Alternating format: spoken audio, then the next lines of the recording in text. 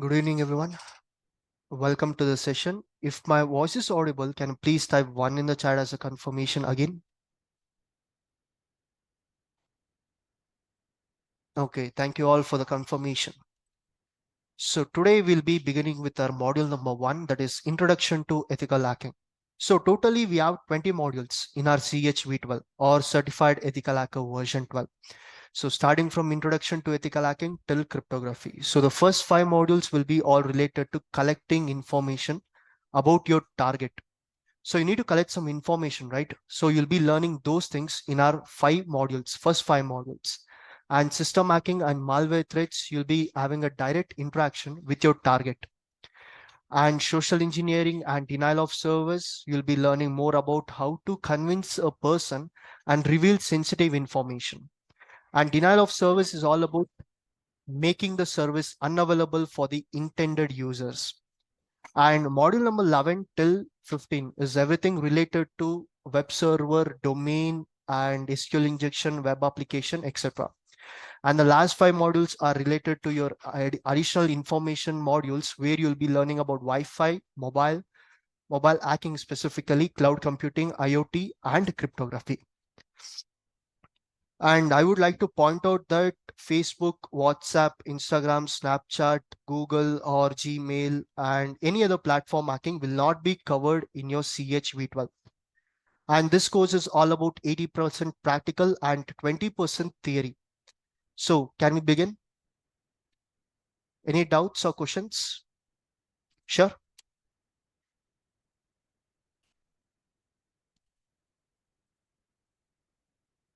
And before proceeding further, let me introduce myself. My name is Sunil. I'm a certified ethical hacker plus a certified EC Council instructor to train students courses related to EC Council, and I hold 2+ of years of experience in the field of cybersecurity. So first question is, what is hacking? Any idea? What is hacking? Just give any answer. It should not be like 100% accurate. Either it is wrong or right. You can provide your answers. Okay. Okay. Anything is fine. Go for it.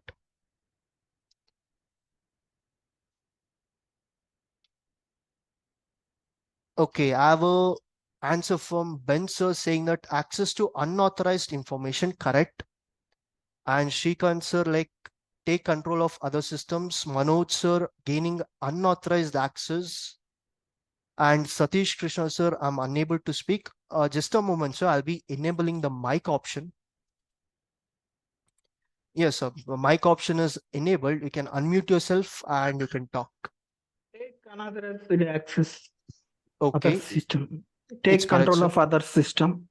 Okay, Gaining access, stealing information. okay. And Kalyan sir, I have answered penetrating into other systems. Right. Okay. And a small request, please do mute yourself once you're done. It's a small request from my end. So hacking is a phase or a process of gaining access to unauthorized piece of information. The data can be anything.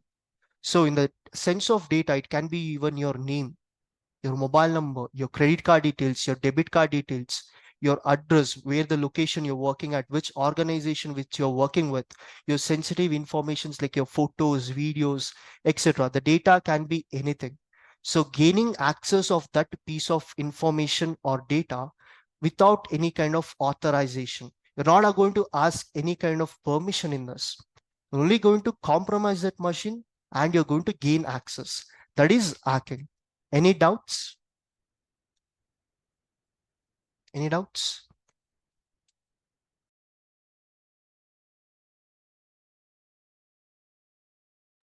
No, Sunil, clear.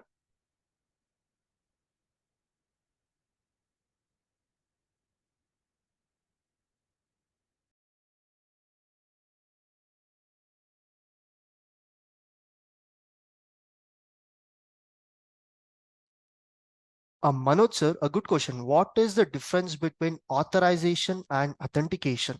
So authorization is nothing but someone is going to give you permission But authentication, you need to give a valid username and password. Without those information, you cannot successfully log in. But authorization is someone who is going to give you the permission, take over my system or network and access my data. There is the difference between authorization and authentication.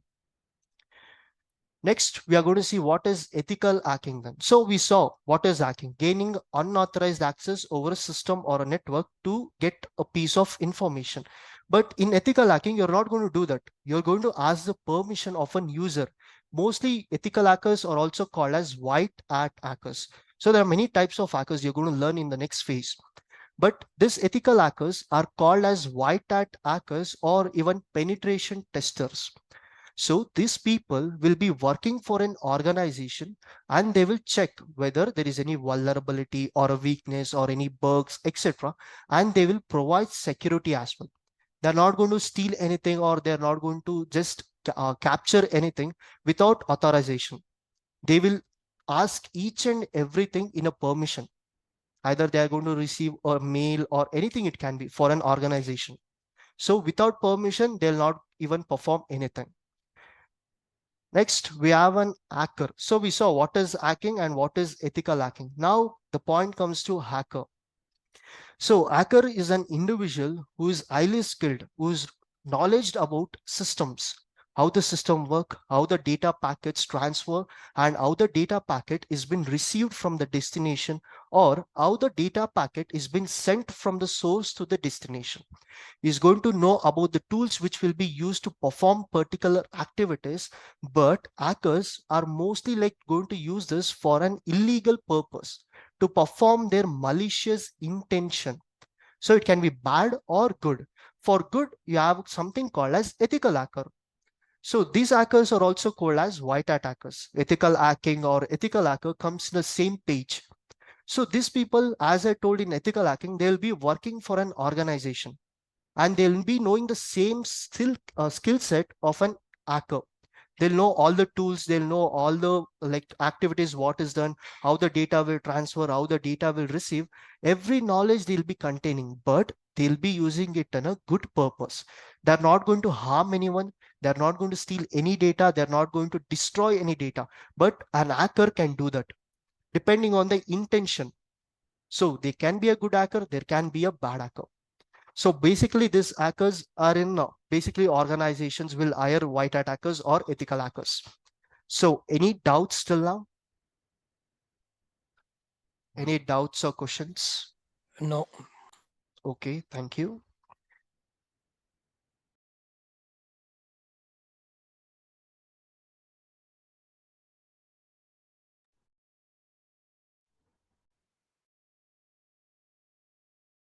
And one more request, a small gesture. So if you have no doubts, you can just drop 0 in the chat. So we'll be dealing in binaries. We'll have the interaction in binaries, ones and zeros. So if in case you have no doubts, you can please drop 0 in the chat. If in case you have any doubts, you can you can just drop 1 in the chat and you can unmute yourself and you can talk to me. Okay. Sunil, just one, this PDF you have, Yes. is there any chance we can get access to this? Sir, this is all related to showing for the PPT. So you'll be provided with another PDF which will contain all this information, not in a format of PPT. It will be in a format of PDF. Okay, so how do we get access to that? Okay, now comes the interesting thing. Types of hackers. So hacker is not just a single type. There are many types of hackers. So 1 second.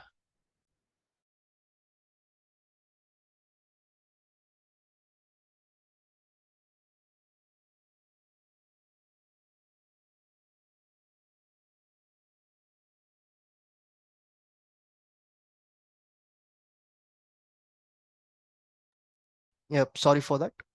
So there are many types of hackers. So first one is black hat hacker. So basically, these are the dangerous types of hackers. They do all the types of malicious activity. Malicious is nothing but bad. So they are going to steal someone's money, or else they are going to deface someone, or else even they may capture or lock up some files and ask for ransomwares. Basically, these guys will not work for any organization. They are all individuals who are trained and skilled to perform malicious activity in the field of cybersecurity or information security. Next comes the white attackers, or even in short, we can call them ethical hackers or hacker or ethical hacker, where they'll be working for organization and they'll go by the rules and regulations. They're not going to break any kind of rules. They have the same skill set of an black attacker, but they're not going to use it for illegal activities. They're only going to follow the rules and regulations. For even performing a small scan, they will ask for permission. They'll ask for a permission, they'll mail it, or they have an option of Teams and everything. So they're going to mail and they're going to take a request or a response from them, and then they're going to perform the scan. Next comes the gray hat hacker. It's a combination of two guys, white plus black. Whenever they're white attackers, they'll be working for an organization, but in basically it's from 9 to 5, right? Working hours. From 6 to another next day, they'll be free, or in the weekends, Monday to Thursday, they're going to work, or Monday to Friday, Saturday, Sunday, they're free. At that free time, they're going to perform the illegal activities. But do remember that they'll not perform anything which is going to harm anyone or create a loss for anyone. Only thing they're going to do is to gain more knowledge, they'll be performing these activities. Only thing, they have the same skill set of white plus black, but they'll not use it in an illegal way. They're going to compromise the machine. If in case there is a machine, they're going to compromise it, but they're not going to steal. They're not going to upload any kind of malicious scripts, and they're not going to lock up the files and ask for ransomware or anything. Only thing, or else they, even if they're really generous, they're going to inform the victim or the target saying that your system or network is malicious, please do fix it. Those are the gray attackers. It's a combination of both white plus black. So any doubts till now? Sunil, Yes. the gray hacker. Gray So, attacker. yeah, so they're anyways having access, unauthorized access to a system, correct? Yes. So they don't fall under the black hat, They even do though they fall. are not. That's the reason why. Yeah, that's the reason why I told it's a combination of white plus black. But black attackers, they're going to gain access, but they're not going to stop at that point. They're going to proceed further and they're going to perform, or they're going to execute their malicious intention. But these gray attackers, they're going to compromise the machine, but they're going to stop at that point and inform. If in case they're really generous, they're going to inform the target saying that, hey man, or a organization, there is an issue or there is a vulnerability, please do fix it. So that is the main difference. Okay, understood. And what about others? Any doubts or questions? Okay. So gray hackers, does they work for any organization? Yes, sir. As I told, from 9 to 5 or Monday to Friday, they'll be working as a white hat hacker or a security engineer or VAPT. There are many roles provided. They'll be working for an organization. Whenever they're free or leisure time, they're going to perform these intentions. Okay, I mean, the intentions from the black hat hacking is also something. Do they work for any NGOs? No, definitely not. Okay. Definitely not. You have a separate category for that. Okay. Okay. Now comes the other three types of hackers. One is script kiddies. So script kiddies are nothing but they do not have any kind of knowledge. They're going to go to the Google, search for Instagram hacking or Facebook hacking or WhatsApp hacking, and they're going to go to some random domain or website and download tools. They don't have the information from where they are downloading, what kind of software or tool they are downloading, only to show off. Basically, I can directly say these are the show off people. They don't know how it's going to work, what is reverse engineering, what is IP lookup, what is the IP address. They'll not have even that knowledge. I've seen people like that. Only for show off, they're going to go to the internet, download some machines or tools, and in the end, what happens? Their own machine, because they'll not have knowledge that they need to install a VM or they need to install some other machine. They're only going to directly download tools on their base machine. When I say base machine, it is nothing but your laptop or your desktop. So in that machine, they're going to download it and they're going to execute or run that file or install that file. And what happens? They'll only get compromised. Their systems get hacked, or their files get locked up, etc. So these people are going to show off in the era. That's it. Next comes the activist. So basically I've heard about activists, right? But this is activist. The main difference is these are group of people. So white hat hacker or black hat hacker or gray hat hacker, these are individuals. But when it comes to activists, these are group of people who fight for justice or any kind of social justice or social cause. Do anyone know a famous group of activists? Anonymous. Yes, it is correct, sir. It is very famous. It's not any kind of a small organization or a group. It is one of the biggest organization or a group of activists. Anyone else? No. Correct. It is anonymous. If you want to visit this page, they have their own page, but I think it will be blocked. Let me try to open it.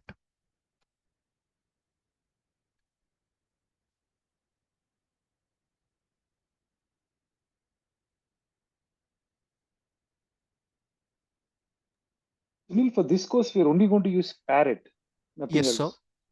Not. I'll be letting you know whenever we Okay. need a machine, we'll be downloading it. Okay. So I'll be sharing a website link in a chat so that you can go through that. Or else in your Google, you can search for newblood.anonops.com. And this is the official page. They say this is the official page of Anonymous Group. Is this safe to open in our normal browser? As you can see, I'm opening in my base machine browser, sir. Okay. If anything is required, I'll let you know. Please do not worry. You can access it. Take your time, access it, go to this page. Even you can have a conversation with an anonymous hacker.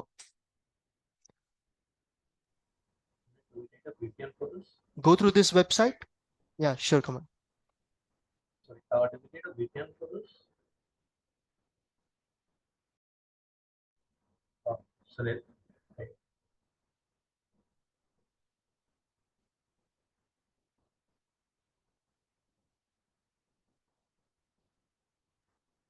No, Kalyan, I don't think you need a VPN. I just opened it like that.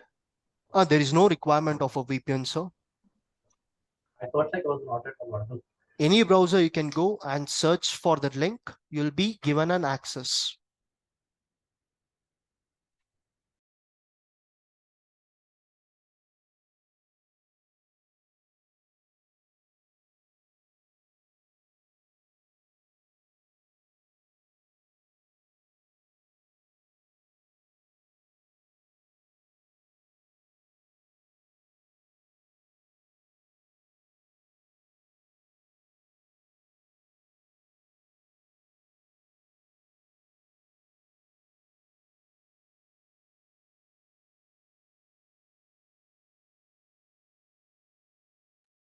And you can see over here for IRC, Internet Relay Chat. That option is also available. You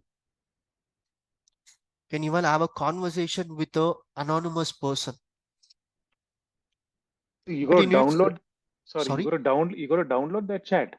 Nope. You need certain things like Tor browser or VPN to access their IP and have a conversation with those people. Okay. And this is the slogan which is always presented by anonymous group. Do you guys know about the Ukraine and Russian war? Yes. So in that war, this anonymous group came into existence and they act Russian government website, and specifically mentioning they act Russian government, not a normal website of Russia, Russian government website, and they published this slogan. We are legion, we do not forgive, do not forget. That is how powerful these people are. It's not an individual, it's a group of hackers. But no one knows who is the head or who is working for this or who is belonging in this group. They'll be having a mask. I think most of you have seen the mask.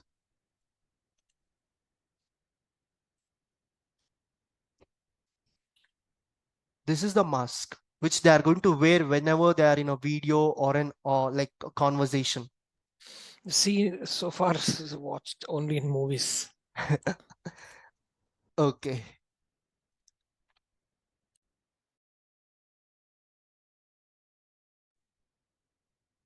Any doubts or questions till now? And let us make this session more interactive, okay? Because if I just keep on talking, it will be boring. Let us make this session an interactive. Cyril, have you contacted them? Sometimes, not every time, Okay. but I've done it. Will you show us how to do it? Nope, that is not covered in your CEH. Okay. So we have to figure it out, is it? Yep, that's Okay. the reason I can show this website, but how to execute it, that depends on your skill.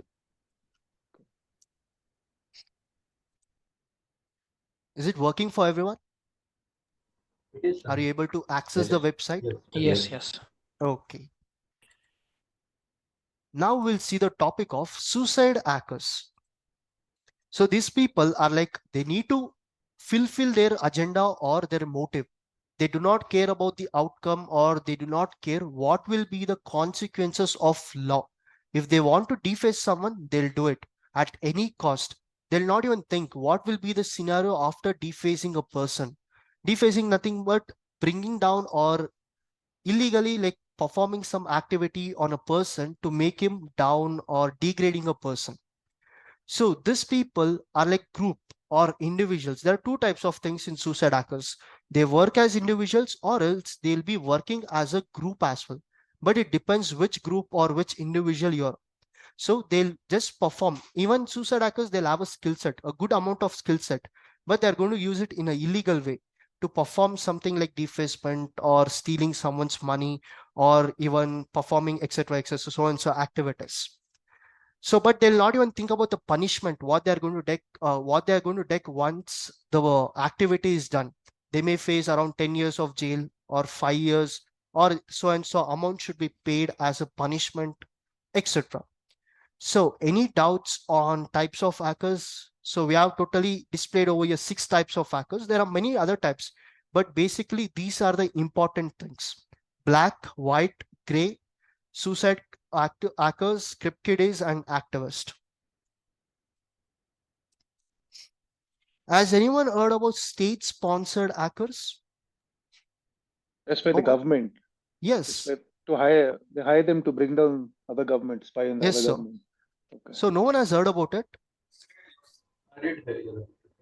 So state-sponsored hackers are hired from the government. If in case you take BJP, you have Congress, JDS, etc. So this kind of parties or governments are going to hire some people, highly skilled people from colleges or institutes. They'll be having some contacts and strings. So they're going to hire them and they're going to execute their agenda, defacing someone or else bringing down. Because if you take an example, it's not like correctly I'm saying, one party is posting something against an opposition party. So this opposition party will hire someone and bring that post down. That is how it's going to work. So there are many types of hacker, but remember the 6 types of hackers. This is very important. You may be asked in your exam about these types of hackers as well. So black is all about illegal activity. White is completely legal. It's clear. And gray is a combination 50-50, black plus white. And script kiddies, they do not have any knowledge. They directly just go to Google or internet and download tools and software and execute and finally get themselves compromised. And activists, a group of people who fight for justice, social cause, like a famous group called as Anonymous. And suicide hackers, they do not care about the outcome. They need to execute or they need to perform their agenda. Any doubts? Good, sir. Okay. So is the pace good, slow, fast? It's at the right place. Yeah, it's fine, no problem. It's good. Yeah. Okay. What about you guys? Slow, Good, Sumit. medium? It's good. It's good. It's good, right? Yeah. I can yeah. proceed in the same phase. Yes. Or we- else, as it is the first day, I can even slow down if you guys feel like it is very fast. You're conducting two session, is it? Even for offline and online at the same time? Yes, sir. Oh, okay. That's good. It's an hybrid batch. Okay, okay. Okay. Now, the important thing, Whenever you're working in this field of information and security, information sec or infosec and cybersecurity, you need to remember this phase. You take any hacker, white, black, gray, any hacker you take, they need to follow these phases of hacking. So first phase is information gathering or collecting information about your target. So if I do not know your name or your machine name or your IP address, can I compromise it? If I do not know your name, can I call you? If I do not have your number, can I text you? No, right? Yeah. So I need some information about my target. You can be my target, a system can be my target, a network can be my target. So to collect information, we have 4 modules. Second, that is footprinting and reconnaissance, scanning networks, and enumeration and vulnerability analysis. 4 modules will help you out to collect information about your target. Next is scanning. So scanning will find out what is the weakness. That is nothing but vulnerability. So what is the weakness? What are the open ports and what are the operating system your target is running? Next is our chapter 6, that is gaining access. So you know the weakness, you know the target, you know the information. You are going to utilize it and gain access of that machine or that person. Not only humans, even machine, not only machines, even humans are vulnerable. Humans have weaknesses. Next is maintaining access. Once you compromise the machine, once the machine is restarting, the connection will be lost. Whenever the machine restarts, I need an active connection. That you're going to learn in the 4th phase. And the final phase is clearing the tracks. Whatever you have done, something called as logs. Has anyone heard about it? LOG, log. Yeah. So whatever you perform on a system or a network, it will be stored. Which IP address entered at what time, what was the amount of duration which was spent on my network or machine. Every data will be stored. So you need to remove the track as well. With that information, you can get easily tracked or you can easily get caught as well. So you just imagine any hacker, black, white, or gray, if in case he misses any one of the steps, can he proceed further to the next step? Let us go with gaining access. He has performed information gathering. He has performed scanning, but he skips gaining access. Can he maintain an access now? No. No, right? Definitely not, because you don't have an active connection. You don't have a target. So without a target, you cannot maintain a target, maintain an access to a target. So once you miss the last step as well, you feel like, okay, I've done everything. I've executed my intention. I've deleted or I've stolen something. You have done everything. But if you miss this last step also, is it good? Why? You need to face legal consequences. So any doubts on phases of hacking? If you have any doubts, you can feel free to ask it.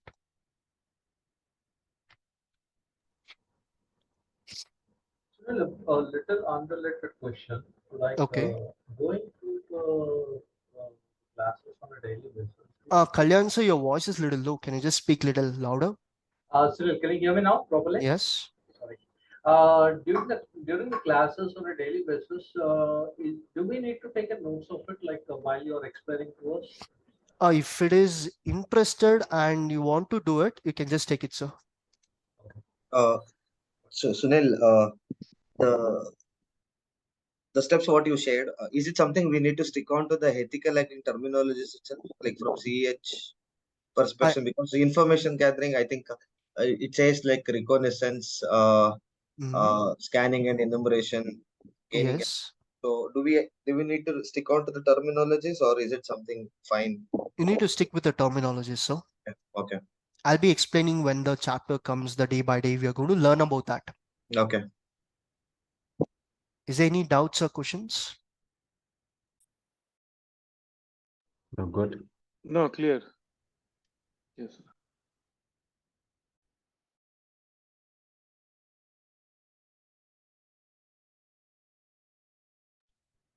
And a small activity we are going to do, as we are all using, and how many of you guys are using Macintosh or Mac OS? Macintosh or Mac OS? Only one? Online, how many people are using Macintosh or Mac OS? If you're using, you can drop 1 or else you can drop 0 in the chat if you're using Windows.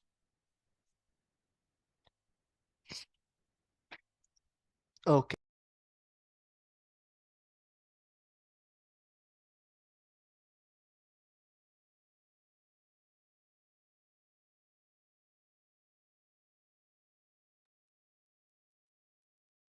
Manoj sir, I'm also having Ubuntu in my VM. Ubuntu will not help you out that level, so please do go with a different operating system, which I'll guide you out. Okay, now please open your browsers on your base machine. For lab users, lab system users, it's not required.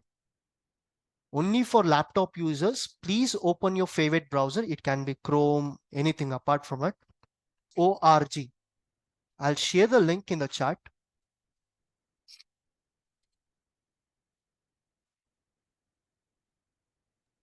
Sunil, I already have VMware with Parrot on it. If in case you guys are having it, please do continue with that. If in case you're not having, please do follow the steps. And for Mac or Mac M1 or M2 chipset, please do download. I think you will be having Safari. Go to that and download UTM. You already have it? Then it's fine. And I think once you go to VirtualBox, in your left-hand side, you'll be having an option called as downloads. For lab users, it's not required. Downloads. And please do download it according to your distribution, either Windows, Mac, or Linux. If your guys are using Windows, go with Windows host.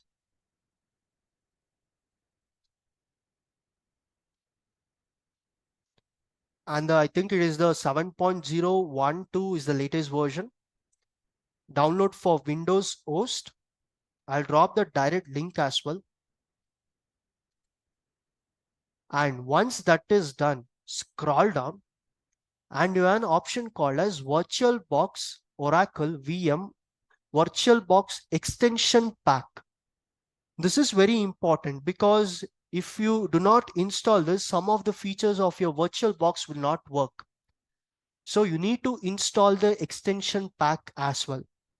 First, download the VirtualBox software. Second, download the extension pack. I'll drop a direct link as well. If you're going with the direct link, that is related to Windows operating system.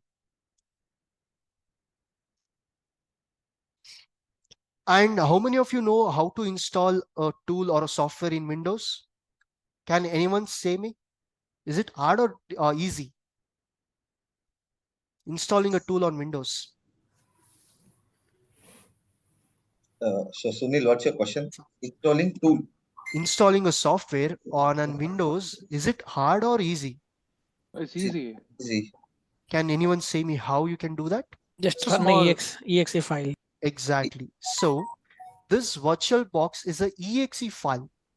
Let me download it as well. I think I already have it, but still I can do it. And it's a size of 100 and plus MBs. I think it is exactly 106 MB and it is a exe file. So once the download is completed, click on it, or else you'll be getting a pop-up. Click on yes, user authentication.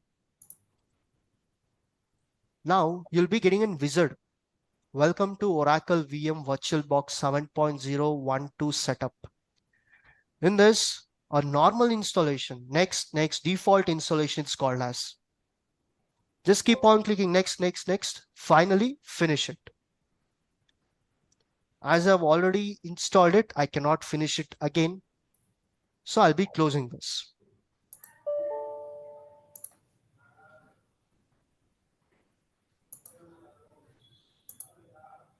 Sunil, just have a question. I was already installed this VirtualBox along with this Parrot OS, but I was not sure I had installed the extension packages. Can I do it now? Yes, so you can do it now. Okay. No need Just to reinstall entire. No, it's not required. Sunil, we can also do it on Parrot terminal, right? Install the updates. Yes, sir, you can do that.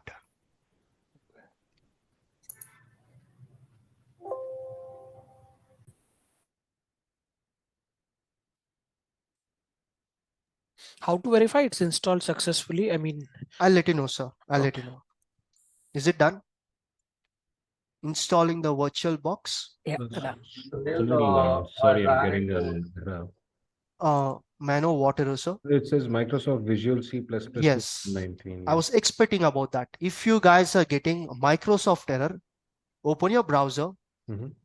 and search for Microsoft 2019 C++ redistributable. Search for this. Only to the people who are getting this error. Shravya ma'am, I think I'll be sharing the resolution for this. You can just follow this. Once you search for that, go to the official page of Microsoft C++ redistributable downloads.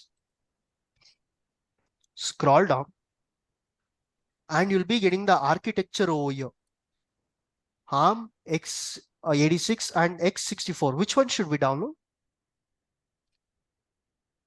For Windows users, which one should you download? x86 or x64? x86. It should be x64. 64. Yes, it is x64 because 32-bit is not supported by anyone now. No one is getting a 32-bit operating system for Windows. Windows is officially launching 64-bit operating system, the architecture. So download the 64-bit operating system. I'll share the direct link.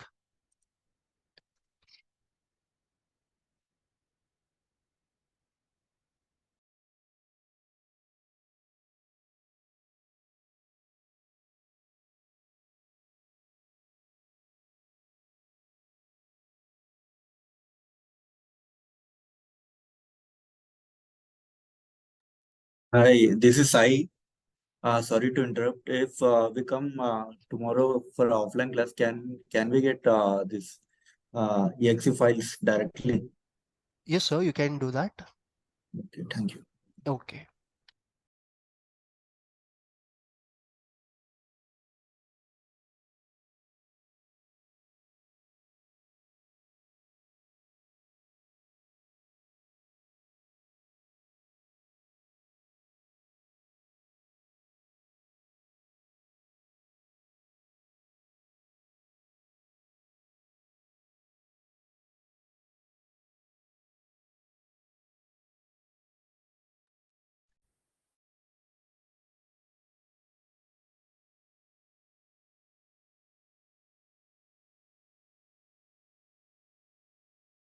Is it installed for everyone? Only who are getting this Microsoft error of C++, please do install it, not for others. And it may ask for a reboot. You can skip it, or else if it, in case still you're getting it, you can just restart the machine. Well, I Sunil, downloaded it at x64 and it's like setup in progress, like it says initializing. Kalyan sir, your voice is too low for me. Am I audible now? Yes. I've downloaded the Microsoft Visual C++ because I also ran into the same issue when I tried to download it. Now it says it's processing and initializing. I mean, I'm stuck Yeah, there. it's going to take around 1 to 2 minutes, sir. Oh. And once this is done, open a new tab. Search for Parrot OS.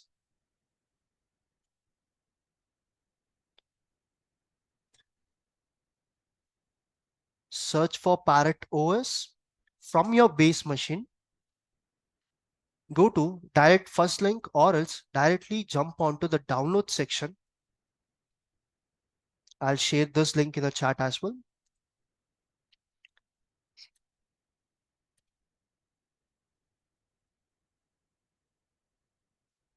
Now you'll be Parrot is available for many variants like Security Edition, Home Edition, Hack the Box, Cloud Edition, and Architect and Raspberry Pi.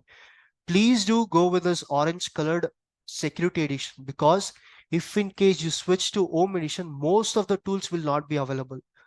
Even some of the tools, many of the tools will not even work. So go with the orange color for your reference, or else Security Edition. And in the right hand side, if you scroll down Security Edition, you have an option called as download, torrent, and check hashes. Click on download. Go with the second option. Whoever is using Windows, go with the second option. If in case you're using Mac M1 or M2 chipset, go with the third option, UTM Apple Silicon. For Windows users, go with this VirtualBox AMD64.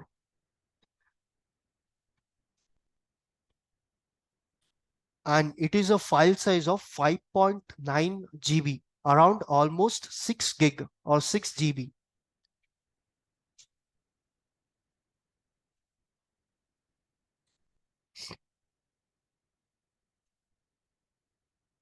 Okay, sir.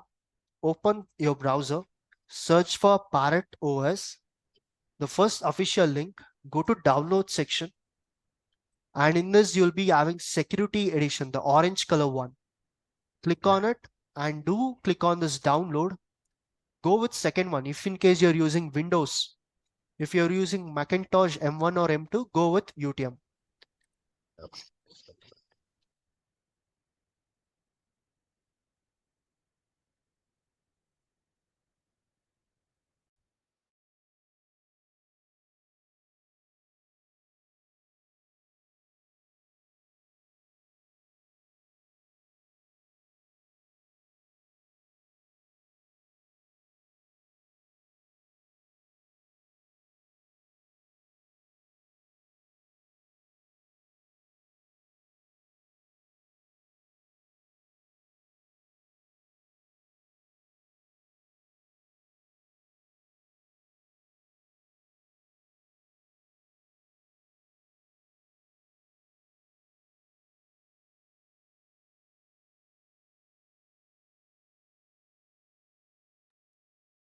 Sunil, just a question.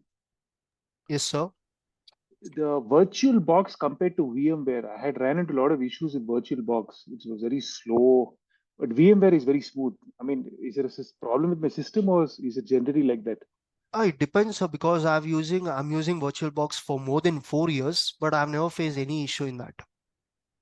Oh, Even VMware I've works used fine. VMware, but I feel both are same, but in VirtualBox, you'll be having more flexibility compared to VMware. Okay. Okay. Manoj sir, when we have to install the extension pack, I'll let you know, sir. Please do start the download of Security Edition of Parrot operating system.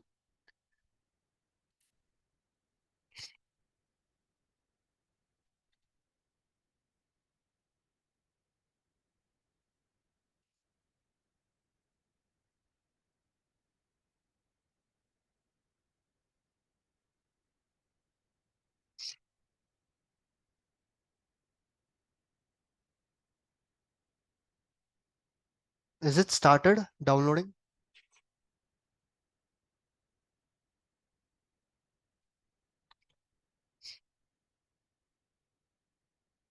Okay.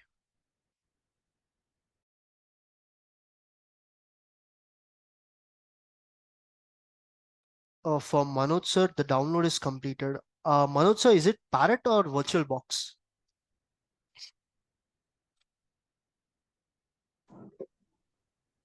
It is Parrot only. Okay. And Kalyan sir, I have successfully installed C++. Now installing VirtualBox. Parrot downloading is going on. Okay, sir. Now, as the download of the VirtualBox is completed and the installation is also completed, I hope so. Now, search for VirtualBox, or else in your desktop, it will be initialized. Fire up your VirtualBox software.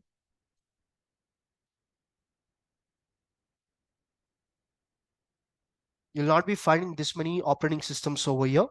Please exclude this. Surel, if you don't mind, could we just wait for a minute? I'm about to complete my download of VirtualBox. Okay, sure, sir. Thank you. Yeah. Sorry, guys.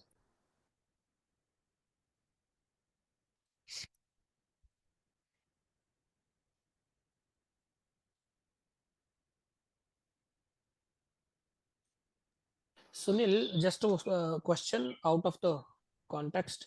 I already installed. Is it audible? Yes, sir, it is audible. I have already installed the Parrot security on my VM. Okay. I wanted to change the date on time to the present one. It is asking for a password. I don't know. I would have forgot. Can I reset this? Or do No, I have sir. to reinstall the OS? You need to reinstall the OS. It's very difficult to change the password if you forget it. Do we need a password in upcoming days? Yes, by default, you'll be getting a password from the organization itself. Either you can download, or either you can change it, or else go with the default one. What is the password default? Default password is Parrot for the latest version. If in case you have downloaded earlier, it will be Toor. No, Toor. Latest one, it is Parrot. Everything is lowercase. Okay, I'll try, else I'll reinstall. Okay. Yeah, sure. Thank you.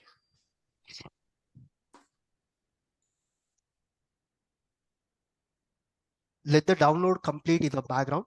Let us go with the theory. So these are the terminologies which you need to remember if you're staying in this field of cybersecurity or else information security. 1 second. Yeah. So first thing, it is vulnerability. So vulnerability is a weakness or a loophole which is present in a system or a network. Not only network or a system, even it is applicable for human beings. Everyone are vulnerable. You'll be making mistake, you'll be having a weakness, you'll be having a flashback. Like the same thing, but your systems will have weaknesses, but not flashbacks, or it will not make a mistake. Some open ports or some services running unwantedly. So the weakness can be anything. That is known as vulnerability. Nothing but a weakness or a loophole. Next is exploit. So it is a piece of software or set of rules written on to trigger the vulnerability. If you have a loophole or a weakness, you need to trigger it, right? So without triggering or without even touching that vulnerability, you cannot perform it. Let me give a small example over here.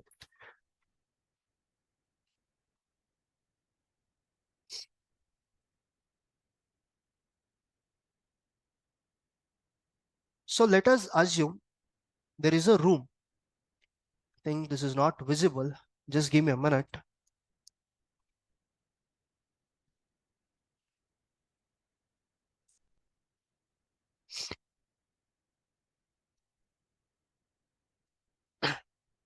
Sorry for that. I think now it is visible and clear. So let us assume this as a room. And this room is having an entry point over here. That is nothing but the door. So let us assume this door is having all the kinds of technologies like fingerprint, iris, and door locks, etc. You cannot. And there is a thief as well. That is nothing but an attacker, but we'll let him know as a thief. So there is a thief. So can this thief enter into this door directly, breaking it? It's impossible, right? Alarm systems, in number of technologies are used. It is difficult. But let us assume that there is a glass window. Okay, that is a glass window. Now this glass window becomes the vulnerability. So just imagine in a system may have any kind of antivirus protections like firewalls, McAfee, Kaspersky, K7, Google, Bitdefender, etc. Antivirus is running. But if in case you have a loophole like this, a glass, it is very easy to break. So is it easy to break a glass with bare hands? No. No, right? You need a tool, set of software or an instruction or a tool, that is exploit. Tool to break the glass or to break the vulnerability, the weakness, it's need to be triggered. That is the exploit, the tool. And now in this room, there is some information, that is data. And the purpose of this thief or an attacker is to steal this data. But you have compromised the machine, or else you have gained access to that room. Now you need to collect this. So to collect, the thief should climb up the window. You need to cross it. You need to come inside and you need to steal it. That is payload, set of instructions what should be performed on the system or a network. This is payload. Set of instructions, what should be performed on the target.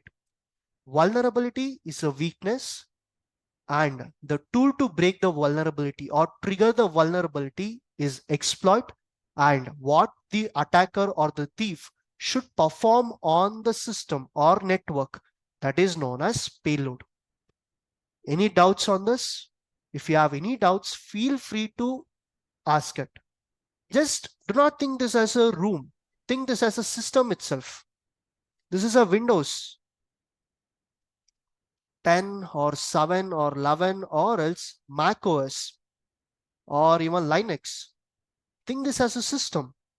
So this system is protected by antivirus and firewall. Basically, firewall is going to monitor and block the incoming and outgoing traffic. That is the purpose of a firewall.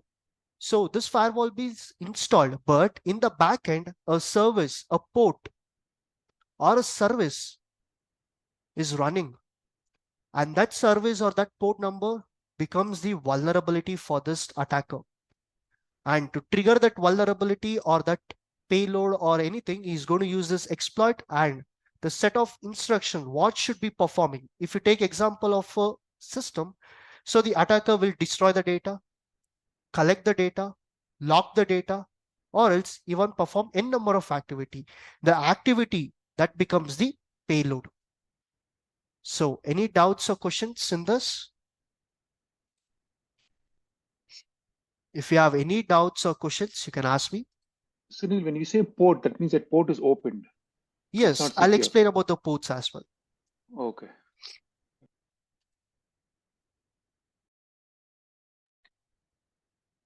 Any doubts or questions?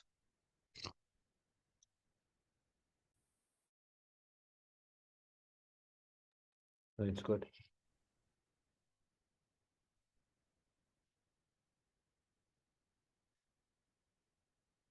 Now comes the topic of zero-day attack, zero-day vulnerability. Has anyone heard about it? Yes. Yes. Imagine Windows 11 is the latest version, if I'm not wrong. Windows 11 is the latest operating system. This operating system has been launched. This operating system, OS in short. And this OS is having a bug. The bug can be anything. Please do not ask me which bug. It can be any bug. So it is having a bug or a weakness or a vulnerability. You give any name for that.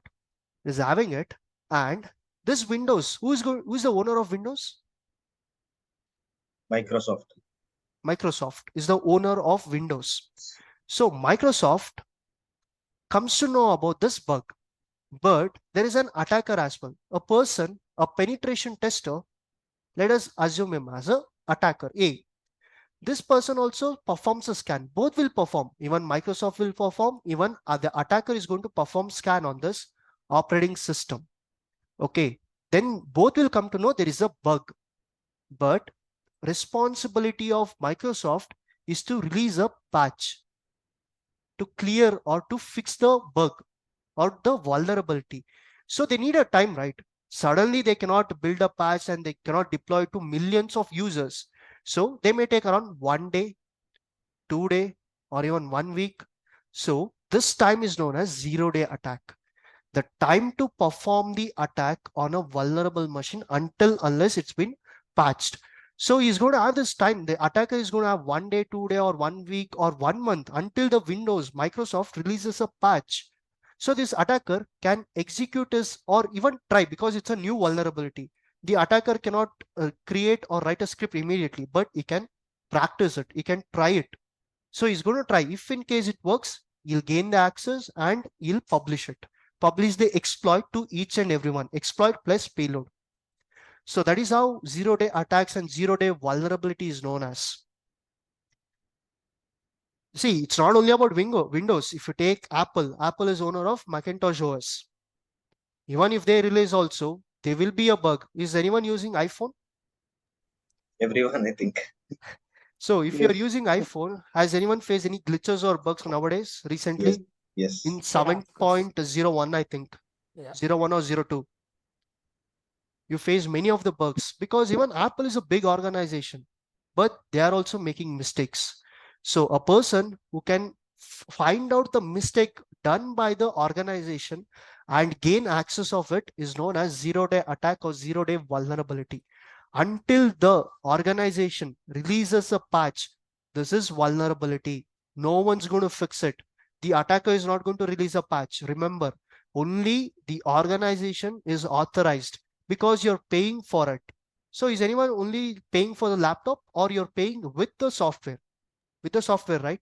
You're not only going to pay for the laptop or the desktop, and you're going to install the operating system upon it. You're going to pay for both. So they are responsible for releasing the patches and the security updates. So any doubts or questions on this? Zero-day attack or zero-day vulnerability? And please forgive me for the bad drawing. Sunil, one question: why they call it a 0-day? I mean, Because the time required to release a patch. Basically, they retrieve the word 0-day. That's it. Now comes the differences between information security and cyber security. Can anyone, if anyone knows, you can feel free to answer for this, or else I'll explain it. Come on. Information security would be more on the guidelines, standards, or principles. No. Maybe personal data, I guess. Information security. Personal data. Maybe. Oh, you're 50% right, sir. Information security, I think it's all about the data classification part. Okay. And what about others? Come on, offline. Give your answers. It's not be like it should be correct. I'm not going to give you a ranking, right? Sir, I think not going to judge also. Yes, information security doesn't think about devices. Exactly. You're correct, sir.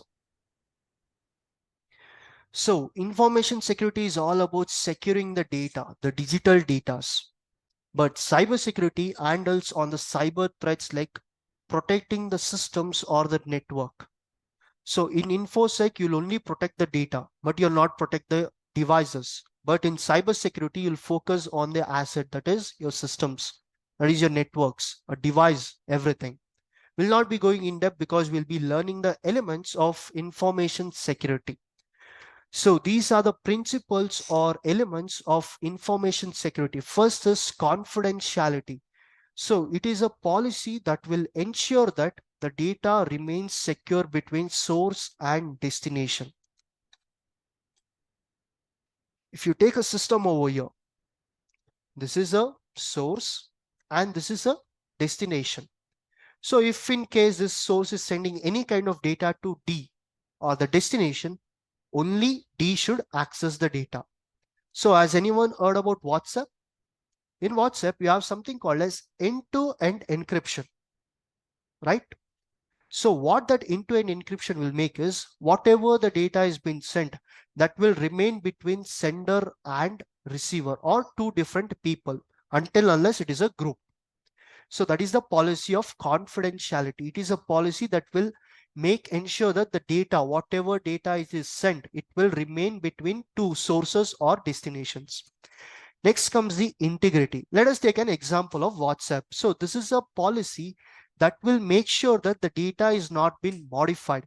If this source is sending hi in WhatsApp, the destination is receiving hello, that is data integrity is not available. There is a lack of data integrity. Next comes the availability. So best example is your Google Drives. So this is a security policy which will make sure that whenever the user wants to access the data, that should be available for the user. So you take example of your G Drive. You upload your personal information, right? How many of you have uploaded your personal information? Most of you guys, right? Your photos, videos, your resumes, PDF, PPTs, everything you're going to upload it. So you have uploaded everything. You trust Google, but someday Google will not work one day. The server may be down. Best example, let us go with. Has anyone faced WhatsApp not working? If you send a message, it's not going right. Suddenly you go to Twitter and you're going to check whether WhatsApp is down or not. So basically, whenever the user is required to access the data that is not available, that is availability. That should be always available for the user. Next is authenticity or authentication. So this is a security check mechanism where it will audit whether you're a valid user or not. Take example of your drive itself. So directly you can access your drive. What you need to enter? Username and password. That is authentication. The mechanism will check. Nowadays you have an option called as 2FA, two-factor authentication or multi-factor authentication. So you need to have a OTP, that is one-time password, or an authenticator application, which will generate a 6 or 8-digit code. Once you enter that, you'll be successfully logged in. So it is this authentication or authenticity is a mechanism or security check mechanism which will ensure that you're a valid user or not. If in case you're a valid user, you'll be signed in, or else you'll be given an error called as invalid username/password. Next is non-repudiation. So in this policy, you cannot deny that the transaction has not happened. How many of you have used PhonePe, Google Pay, Paytm, etc.? Most of 99% of you guys have used it, right? So once the payment is done, either you're transferring 500 or 5 lakh, once the transaction is done, you'll be getting a receipt or a screenshot saying that, or I can say it is a confirmation saying that a transaction has been happened. So can the receiver deny it? No. No, right? Or the destination can deny it that I did not receive the amount. If in case he denies also, you have a proof saying that I have transferred so and so amount or so and so things on so and so date, time, and the transaction ID plus. So this is non-repudiation, a policy which will ensure that no one cannot deny the transaction or the data transfer. So please do remember all these elements of InfoSec or information security. It is very important. So best example, your live WhatsApp is also using the same policy. Confidentiality, integrity, availability, they're using it. So nowadays, most of you without this InfoSec or elements of InfoSec, no one is like working. So please do remember this terminologies or elements or principles. If you have any doubts on this 5 principles or elements, you can feel free to ask me.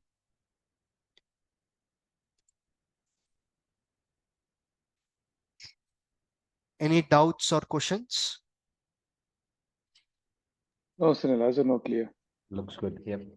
Manoj sir, you have dropped 1 in the chat. Any question? Okay. Any doubts? Sunil, I have one doubt. Yes, sir. In this course, can we try to learn that data decryption by using hashing concepts? I didn't get your question, sir. Data is encrypted, right? If some website data is encrypted, then Sorry, your voice is like breaking. Can you just talk a little louder, sir? yes, if any newly website is there, then we have that data is encrypted, then we can decrypt it by using hashing algorithms and everything. Right? If I'm not wrong, you're talking about hashing and algorithms. Yes, yes.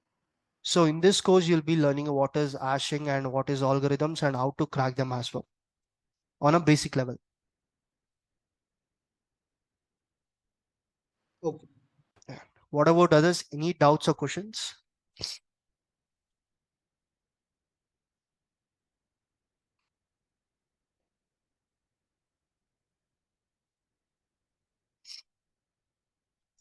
So Sunil, Yeah. from the organizational perspective, what is the key difference between cybersecurity as well as information security? Because I see there are 2 teams. I mean, some teams will be working on GRC, some teams are working on information security.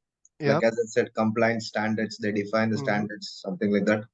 And there is also core security team like security operations center or red team, blue team. Yes. So how is this interlinked? Mean to say, is this information security? They define it, and then it's sent across to cybersecurity team, or how is it correlated, and how do It's they not work? like that, sir. Information security is all about protecting the data, whichever data you take any data, protecting that data comes under information security. But protecting from the systems from these cyber threats, nothing but this kind of attacks or anything, that is known as cyber security. So there are two differences. As you told, there are red team, blue team, offensive, defensive security. There are many things. But when you take an example of an organization level, mostly you'll be seeing cyber security people rather than information security. Less people are in information security because people only protect their data, but the data is stored on a system or a server or a network.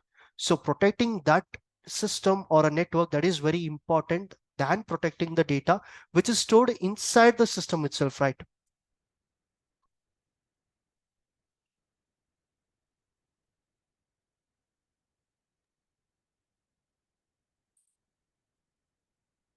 Any other doubts or questions?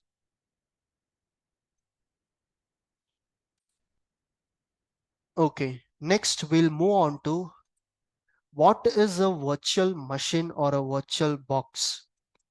So this feature of VM or virtual machine will allow us to install n number of machines upon our base machine. So we have a base machine, right? For me, it is a Windows 11. For example, for others, it can be Macintosh or Linux as a base machine. But you have another option called as dual boot. Has anyone heard about it? Dual booting a system? Yeah, installing multiple OS on same device. Yes. So you need to make a partition of your hard disk. So for an example, if you have 1 TB, you're going to divide it into 512, and you're going to install in one 512 a Windows, and in another 512, you're going to install a Parrot. But chances of crashing and data loss is more in this. So to avoid this, we are going to use certain tools or software, for an example, VirtualBox or VMware or even UTM or even Microsoft Parallels. We're going to install it on our base machine and install that application or use that application to install other virtual operating systems.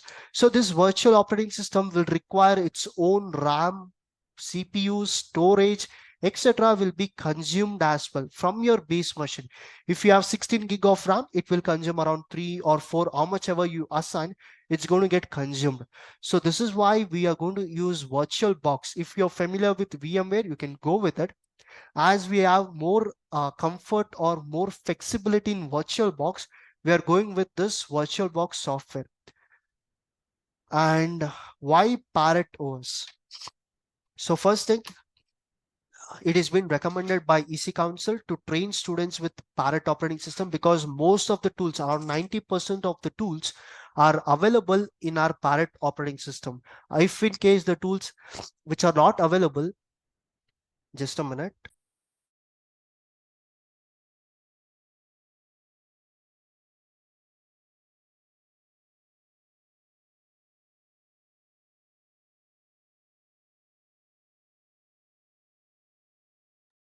Sorry for that. If in case the tools are not available, we'll be getting them from GitHub or else their official pages as well. And mostly we'll be using open source. You're not going to go, you're not going to even provide one penny for any tool. So the next reason is this Parrot runs on a light, that is, it is going to consume less amount of resource. 2 GB is a minimum requirement. If you have more number of gigs of RAM, we can even provide that amount of RAM as well. And one more good thing is, compared to your Linux, one more operating system, that is Kali. So user interface is more convenient in Parrot compared to Kali as well. So that's the reason. And Parrot is a Debian based operating system. And we'll be discussing more about this in our further chapters as well. And these are the system requirements. I think if you guys have attended the demo, you have already seen this. So minimum 4 gigs of RAM or 8 GB is recommended from me, and AMD 2016 or Intel i3 above 6th generation or 5th generation is sufficient or recommended. If in case you have i5, i7, i9, that is also good, well enough. If in case you have Ryzen series, Ryzen 5, Ryzen 7, Ryzen 9, that is also good. And minimum hard disk should be 80 gig or 80 gig to 250 GB. And VirtualBox software we have already downloaded, and Parrot operating system, it is on still downloading. And for how many of you download is completed for Parrot OS?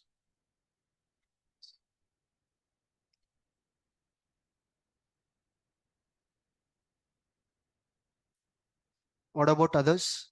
How many minutes is remaining? Still says 1 hour for me. Okay, done. And Kalyan sir halfway through, completed for person. Okay.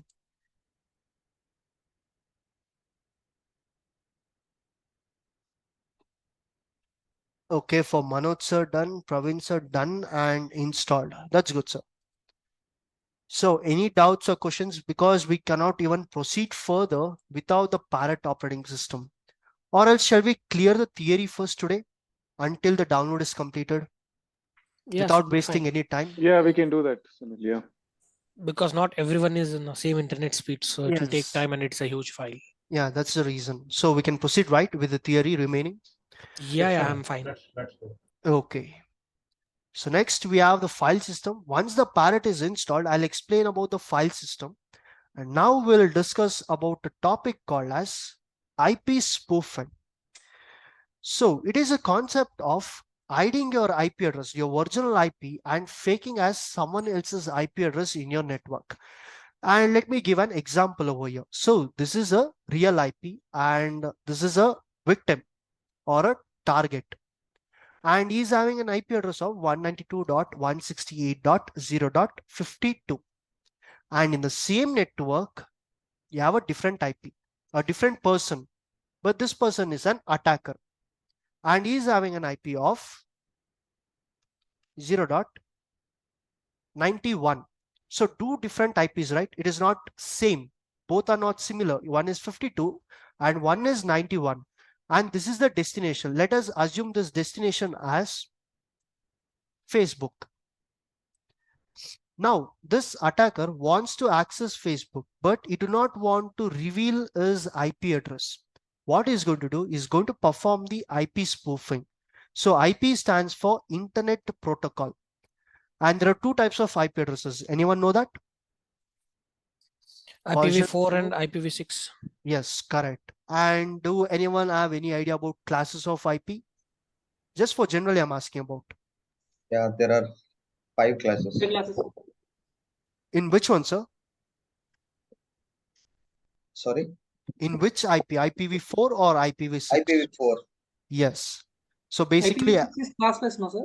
yeah, it is a classless IP and IPv4 is a class-based, and totally you have 5, A, B, C, D, and E. So now this person, the attacker, do not want to reveal his 91 IP address. So what he's going to do? He's going to spoof his 52 IP.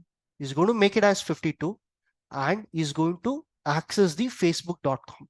If in case he performs anything malicious, bad things on this facebook.com, who will get caught? The 52 one. Why? Because you have spoofed this IP. Yes. And one more concept I would like to explain at this point. I'll be explaining another topic as well. Or else let me do one thing. Whenever it comes to VPN, I'll explain about that topic. That will be more interesting. So this is IP spoofing, using someone else's IP to hide your IP and reach your destination, so that if anything goes wrong in this destination, you'll be tracked back to the victim's IP address or the target's IP address, not your IP address. And it is very commonly very difficult to perform IP spoofing as well. It is not that easy. With some tools you can do that. Manually it is very difficult. Is any doubts on this IP spoofing? No. What about others? I'm only receiving some of the interactions. What about others? Sunil, how would the attacker know that 52 is the victim's IP address? We'll be learning about that in our module number 3, sir. Okay. That is a different and interesting topic. So, Sunil, you are also going to explain about this IP address and. Yes, sir. Okay.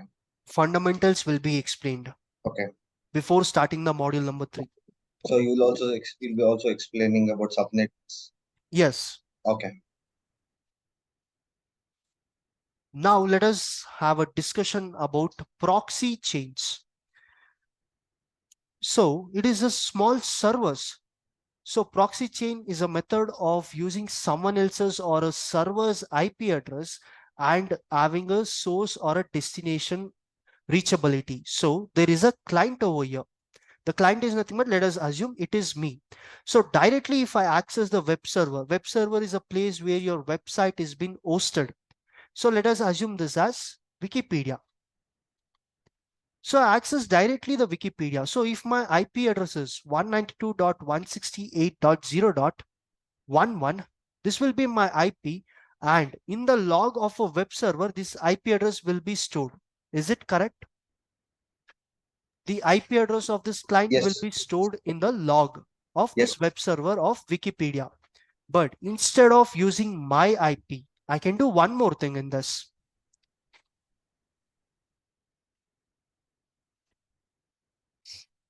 I'll use a proxy server. So proxy servers are all available for free plus paid. Mostly free will not work, but paid will 100% work. But as we are seeing this for one practical, we'll be using the free service, and I'll be showing you manual plus automated method, that is graphical UI. So this person is going to use this proxy server's first IP, that is, let us go with this. A public IP will be available over here. So some random IP will be assigned for this IP, for this server. And from there, it is going to go to this IP. And from there, it's going to go to this IP. And finally, then it's going to go to the web server. And in the logs, whatever IP of this machine, let us assume that this is around 192.168.0.45. So in Wikipedia log, 45 IP will be stored, not the 11 IP. This is proxy chains. But there is a big disadvantage in this. There is no encryption. Anyone can monitor your transaction. That is nothing but data. And do remember your data. If you want to send it from the source to destination, it will not directly go. Has anyone idea how it's going to go? Through VPN server, which is not encrypted. In a form, I'm asking, so. Oh, in which form it's going to go from the source to destination? Through encryption. Encryption. Nope. Through attack protocols. Not in the form of encryption. Go directly. You guys are thinking in an advanced level, basic level. Cryptography. Someone told it. Binary. Binary? Nope. Someone, I don't remember. Cryptography. Nope. It's packets, right? Yes, packets. Data will be broken or broken into a small piece of packets. Then this packets will be sent to the destination. Directly, whatever data you're sending, it will not be sent. Encryption and all, it is a next step to secure your packets. But first basic thing, it will be broken down, converted as a packet and sent to the destination. While receiving at the destination also, it is rebuilt and bought as a normal data. So packet capturing or sniffing, we are going to learn in your module number 8, sniffing. So anyone can monitor or capture this packet because there is no encryption. There is no security in your proxy chain. So to avoid this weakness or to draw back, something called as VPN, that is full form of virtual private network, came into existence. So this is how VPN is going to work. Let me show an example.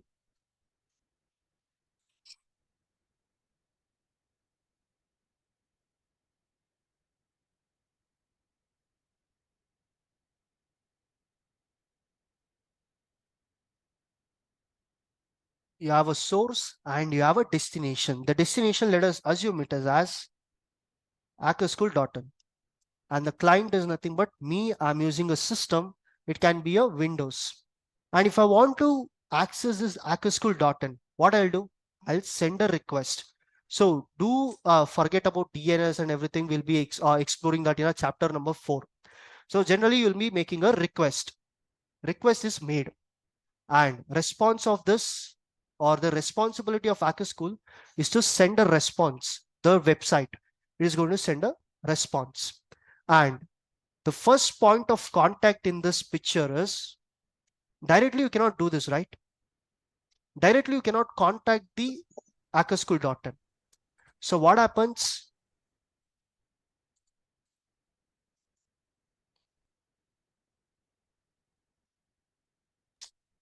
Client should be interacted with other servers. Oh, one second. So what happens in this? The first point of contact is router. Whatever request you make, it will go to your router. From router, directly it's not going to go to the destination. It is going to go to something called as ISP, Internet Service Provider.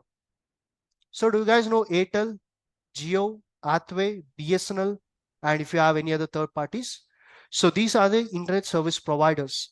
And from there, it is going to go to the destination. So even this destination will have its own IP address, public IP plus private IP. So this is how it's going to work normally.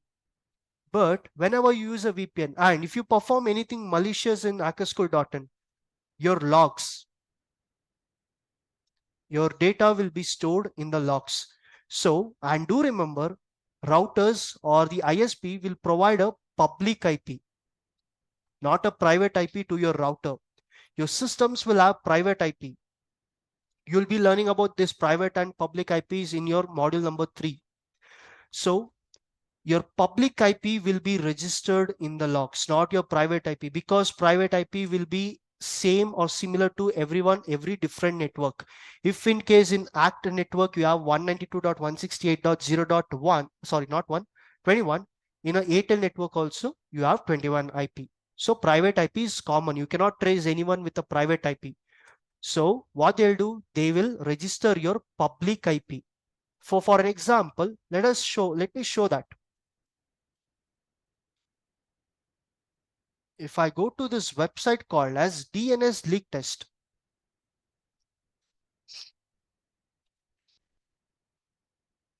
this is my public IP. And whoever in my network searches for DNS leak test, you will get this IP itself. Public IP will be similar for all whoever is connected in my network. Outside the network, it will be different. So this 49.025.148.201 will be stored in the log of your ISP. So once it is stored, whatever activity you do, the cops can get back to your router. Now you may ask me, once they get back to your router, how can they specifically find the system which perform the activity? Do you guys know about NIC and MAC? Yeah. Media access control. Yep. Because private IP is dynamic. It is not static. Public IPs are static. So private IP will be changing. Today I got 21 IP address. If in case someone has already assigned it tomorrow, I'll be getting 29, 45, 50. So in a class C, you can assign 254 IPs. But if in case you use a concept called as VPN, virtual private network, you create your own tunnel, end to end, that is end-to-end encrypted tunnel, whatever request you're making, and there will be a VPN server. Mostly VPN servers you'll be finding in Netherlands, United States, Singapore, and most famous countries. And let us go with this one as Netherlands. And whatever request from your router, it will not go to your ISP directly. It will go from this tunnel, a secure tunnel.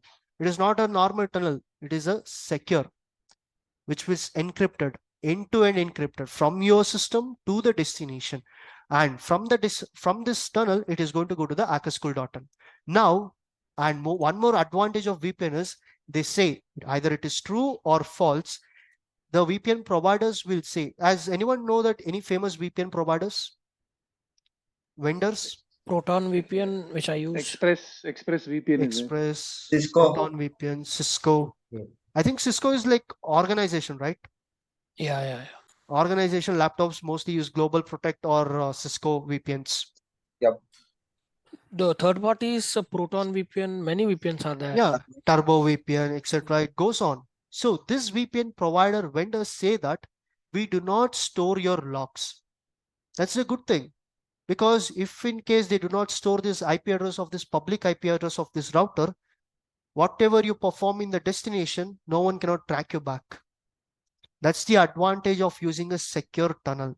If in case you do not understand, let me show the thing over here with an image, if in case my drawing is that bad.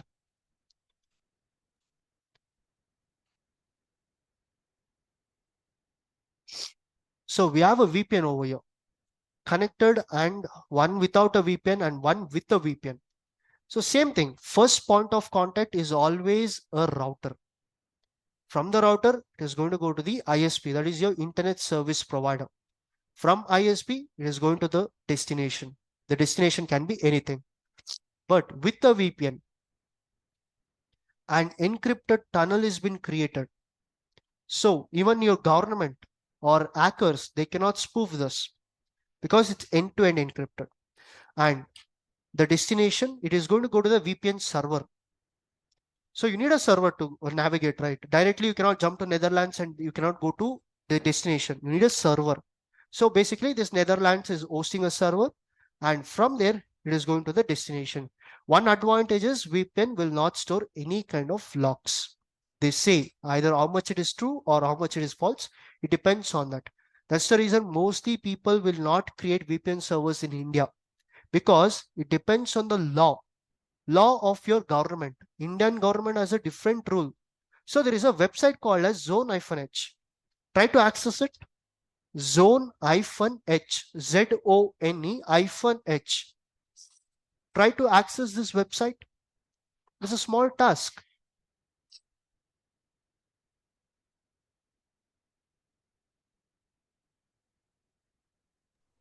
Unable to access it, Sunil. Reason? The site can't be reached checking the proxy and firewall. Actually, I got an error message as it's blocked because of Minister of Electronics and Information. Yes. If I search for it. Also got the same, yeah. So what is this website contain of in that case? It contains all the defaced website and domains of Indian government plus other country governments. So you can read this out. The website has been blocked as per order of Ministry of Electronics and Information Technology under IT Act 2000. And one more website. Can you visit Pandora, a music website, podcast? No, I can access this Zone-H. Mostly, I think you are connected to VPN, so, or else you're in a different network, which is allowing you. Oh, okay. I can also access the Zone-H. Yeah, that means your internet service provider, it will not be ACT or Airtel. It can be a different service provider. No, it's Airtel only. Then it should be blocking it generally. Oh. Mine is Geo Fibers. Geo will allow you, so. See, government will release a guidelines. The following and the unfollowing is depending on the service provider. Can anyone access Pandora? It says Pandora isn't available in this country right now. Yes. So it is not published in India. So these are the laws. You cannot change it alone. The government has to decide. And has anyone played PUBG? Most of you guys, right? And Yeah. PUBG got banned for a certain duration. And still you were able to play that, right? Yeah, with the VPN. Download with the VPN. That's an advantage. And if you access some of the illegal websites, that also you can access it with the help of a VPN. Because in India, the website may be blocked, but in other region, let me try to perform it. Let me try to do this one thing with the help of VPN.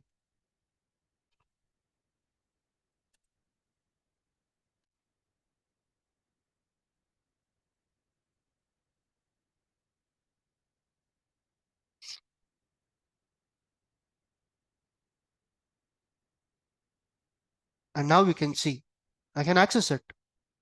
And if I perform a DNS leak test,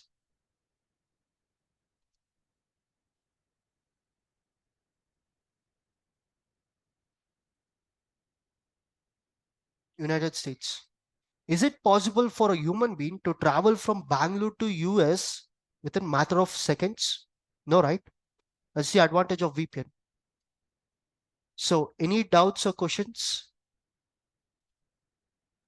So we have seen this in theory. So we'll be performing this proxies and VPNs and Tor in practical as well. Do not worry.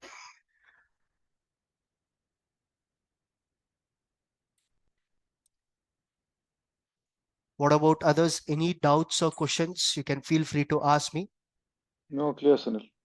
Okay, then so we'll have a break for 15 minutes and we'll resume the session. So now it's around 8:10. Let us learn a topic called as Tor. So it's a unique topic which is mostly created for privacy. So Tor circuit, this is a Tor client, and can you access dark web without with your normal browser? No? No. Why?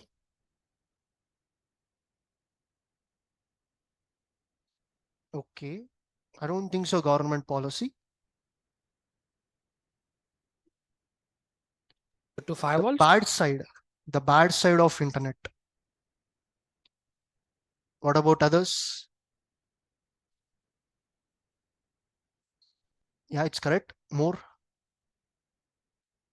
See, in your Tor browser, what happens? Your normal link, if you generally see what is the URL, you'll be seeing www.worldwideweb.facebook.com. Correct? This is your normal domain or a URL. But if you take an example of a Tor URL or a dark web URL, you'll be seeing like to be %150 dot. I'll not say the extension. Let us go with the extension in the theory part. Sorry, the practical part. So the entire URL is been encrypted.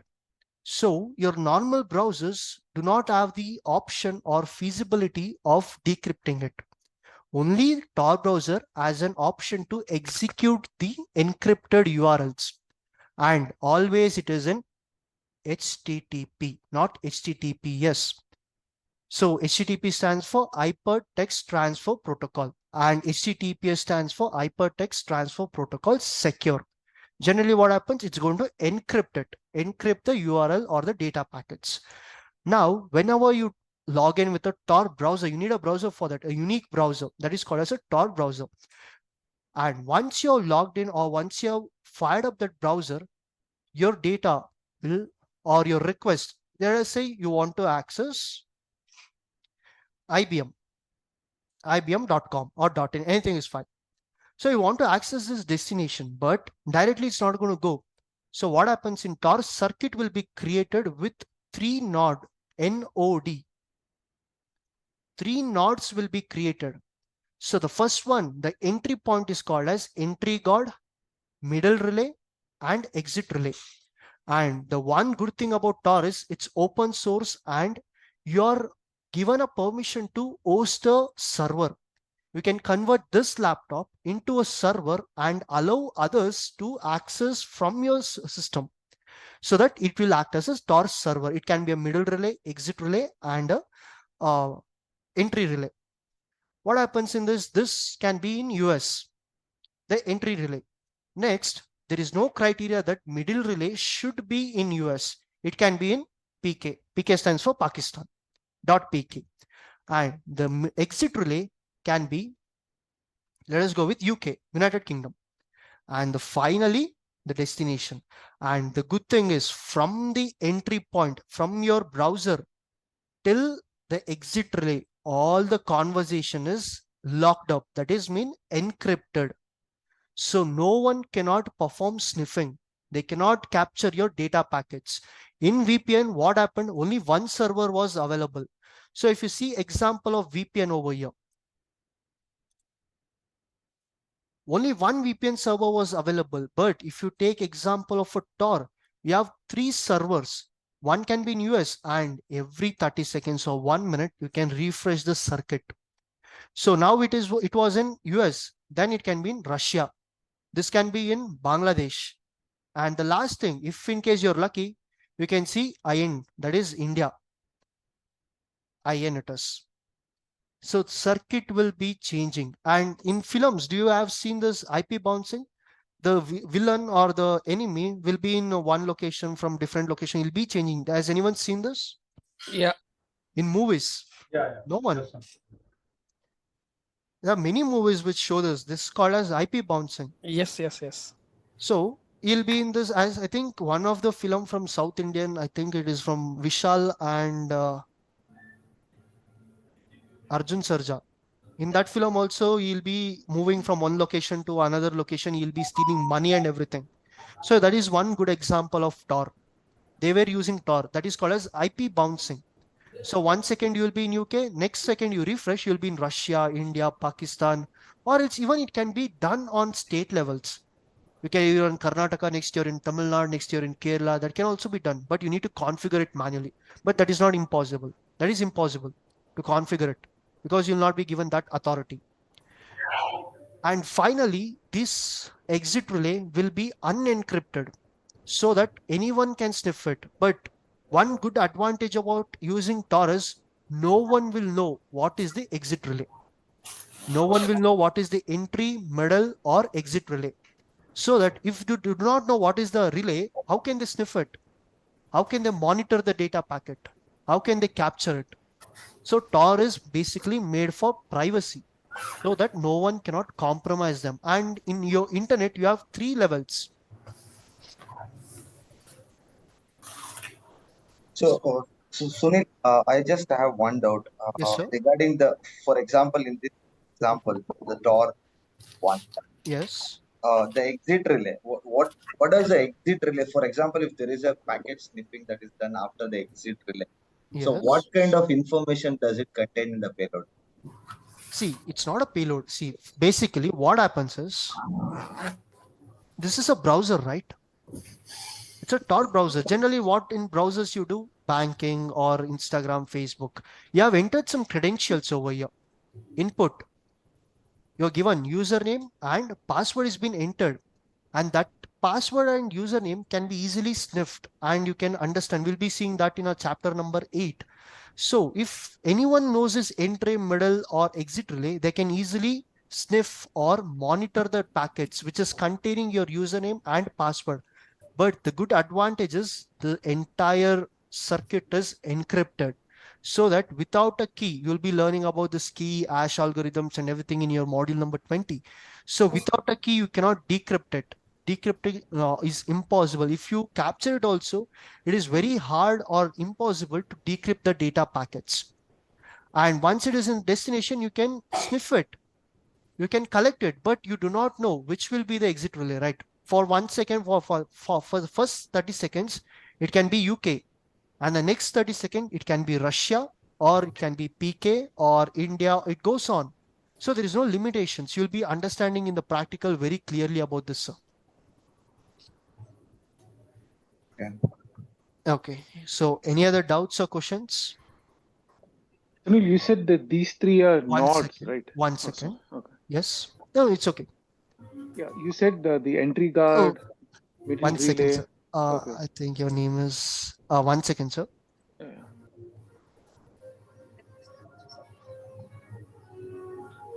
Okay. I think somebody is not muted, I think. Yes. Okay. Okay. So what you mentioned that these are the 3 1 nodes. second, sir. Okay. Yes. Can you hear me now? You can access anything from Tor browser which is blocked in your region.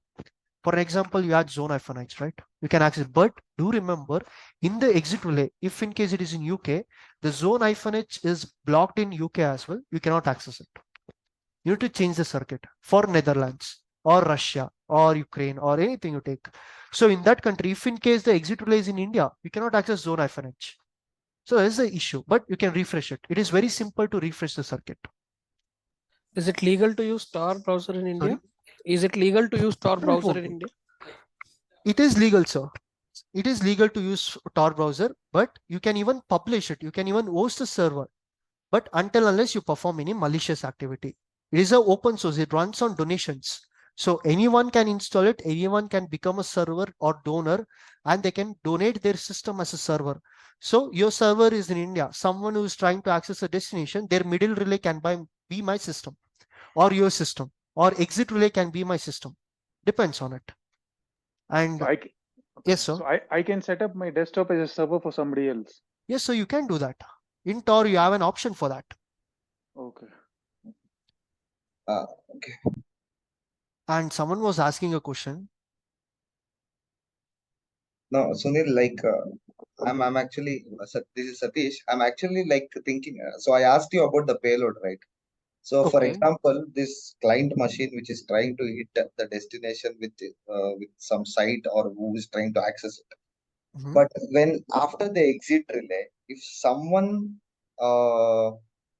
sniffs the packets, data packets, that would still have the details, right? Yes, it will have the details in the packets, but you do not know which is the exit relay, right, sir?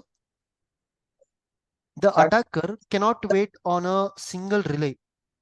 Okay. For an example, the attacker is in India. You'll be waiting for a certain IP address, but the exit relay can be in US, Russia, or anything. So the attacker will also not know. That is the reason why Tor is so secure. So if you take example of an onion, so Tor is also called as an onion router or an onion browser. So if you open the onion, it will come layer by layer. That's the reason. If you keep on digging, it will keep on going, and it is impossible to trace back as well. Not only outgoing, incoming, outgoing also is very difficult. So as the same thing, you cannot wait at the exit relay. So the exit relay cannot be waited by an attacker. The exit relay can be anything. Okay. So that is the concept. So if there is an exit relay which is known, then there will be chances of, for example, if he's trying to log into some banking app with his username and password, but he can still do it. But in this case, exit relay is not known to a person. Yes, it is not a static exit relay or a static entry or a static medal. It is dynamic. It will be keep on changing until the user wishes to quit the browser. Understood. So your doubt? Yeah, in this case, we can recommend everyone to use Tor browser for their banking login and transactions, right? Yes, Instead sir. of static browser But like Chrome. sometimes the disadvantages, it is very slow sometimes. The reason it is not directly going to the destination. It is going from one relay, another relay, and then the destination. So it is considered slow. So that is the reason why they came up with HTTP and HTTPS secured version. Basically, your data packets will be encrypted in your HTTPS. HTTPS is not vulnerable for sniffing, but HTTP is vulnerable for sniffing. You'll be understanding in module 8 where you'll be performing this type of practicals of sniffing and collecting the username and the password. Okay. Yep. So 1 second, everyone.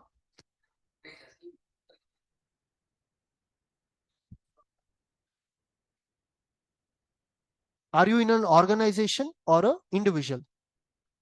Organization, you cannot do that. You have a firewall. In your system itself, you will be blocked. Basically, if you take example of your organization laptop, can you access Facebook? No.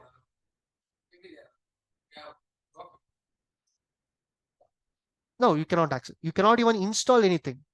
So whenever you take organization laptop, the good thing is only the required or the permitted softwares can be installed. If in case you install anything apart from the permitted, you'll be given an user UAC will be given, user access control. In that, normally what you'll do, yes or no. But in organization, you need to enter the password and the username. Then you can do it. Then you can access it. Okay. Okay. Then you can do that. No, firewall is blocking only the tools. See, in what happens in organization laptop. Yeah, you block the destination, but it is going to consider your base machine's IP address and the rules written in your firewall. So in your firewall, you're going to write a rule, right? Inbound and outbound rules. So to all destination, they're not going to give. Only for the certain IPs, for Facebook, Instagram, everything they're going to assign. But you're not accessing from that IP, right? You're using a Tor. Exit relay as a different IP. So middle relay as a, so you'll not have your own IP address. If you take example, your IP address is 26, some IP 26, but in the exit, it is not 26, right? It is a different IP. In entry also is a different IP. So you can easily access the content, but you need to have an admin privilege for that. Without that, you cannot access it. You can try once. If you have an admin access, it worked. It will work. But you need to have that privilege. Without privilege, even on organization level laptops, you cannot do anything. Even Facebook, Instagram, basic things like, if you just take an example, there is a website called as Paraphrase, which is going to write a sentence for you. That is also blocked. ChatGPT is also blocked. So you have certain limitations. Unless you have a privilege, you cannot do anything in that. Any other doubts? So will we install the Tor through Parrot, or we can just download it for Windows? Sir, you can download it for Android, Windows, Mac, and Linux. It has a huge number of varieties. Distribution is more. Okay.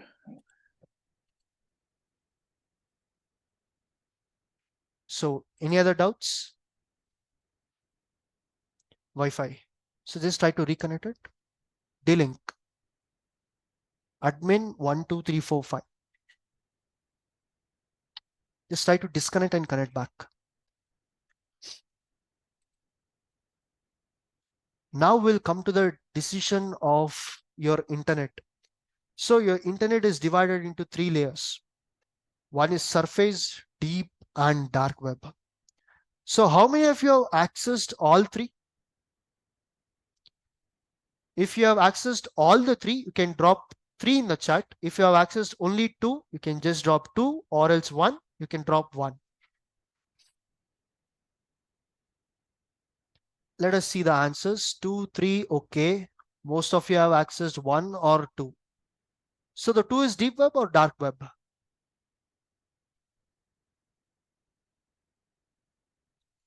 Deep web, sure.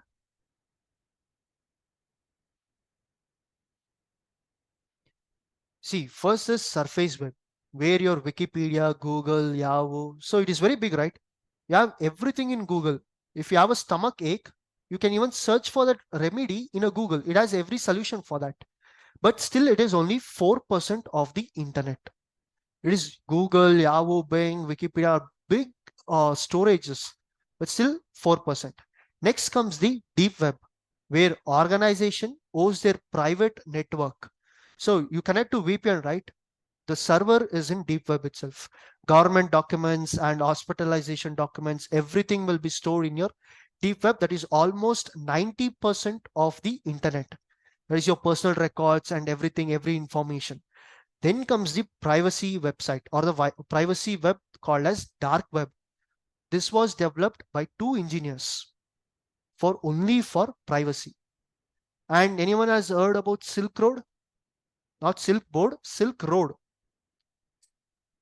Silk Road board, everyone knows. Silk Road. No one? You can Google it out. You'll find good information about that.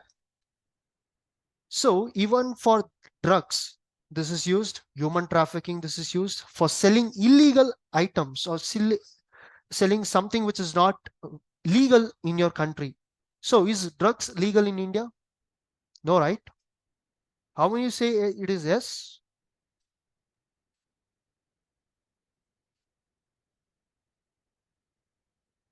No, right? Depends which drugs. I'm talking about the bad one. Okay. So it is completely illegal. But if you take foreign countries, it is completely legal. They can even farm it. So it depends on the country laws. So, but using the dark web, you can access the sites or websites or domains which are selling drugs, illegal information. Everything will be available in your dark web. But in your deep web or surface web, you won't find this informations. Only in your dark web, you're going to find this beautiful informations. And it is not only for illegal purpose. Even you can use dark web for good purposes as well, to learn more knowledge. But it depends on which way you're going through. So this is how, and dark web is all about 6%. Only 2 people built it. And mostly first it was used for Silk Road. And then it was started for human trafficking, private communications, and everything. Main agenda was to provide privacy for 2 people so that no one cannot see. And when I explained CIA, confidentiality, integrity, availability. In the era of around 20 years ago, you didn't add that. You don't have the elements, but now in Tor, you have all the elements. No one cannot access your data. No one cannot monitor because everything is encrypted. So it is very good to use dark web for private communication. For example, your anonymous IRC, same dark web. So any doubts or any questions? Is it secure to use dark web? That's what I told, sir. It depends on which way you're going through. It is secure, but see, in dark web, what happens? The government will also publish their website. So if you take Indian government will post a website saying that we are going to sell the guns with ammo so and so amount, you should pay. And what you're going to do, you're really interested in guns and you're going to purchase it. So while purchasing, if you make a small mistake in dark web, every payment is in Bitcoin. You don't have PayPal, you don't have Indian rupees, dollars, nothing is valid. Only Bitcoin is valid. But the government may set up a trap saying that Indian rupees or US dollars. What are you going to do? You're going to pay it. Once you pay that, you're going to pay from your credit card or debit card. Gone. You're completely blocked. So they're going to track you back. Even for many cases for drugs, government do this. So which website you're going, that is very important, sir. And the website is, I mean, the way that you just explained, right? Like 25% dot, like we can't just use www. We can't use that, right? Sorry?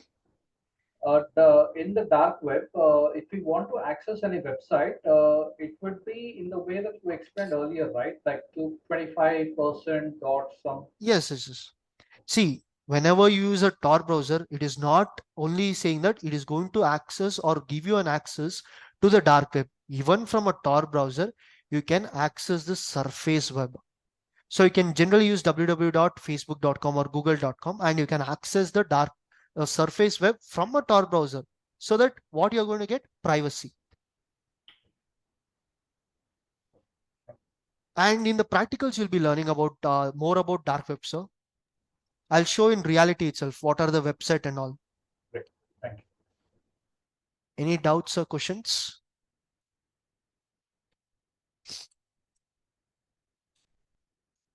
So for how many the Parrot operating system download is completed? How many it is pending for? How much, sir?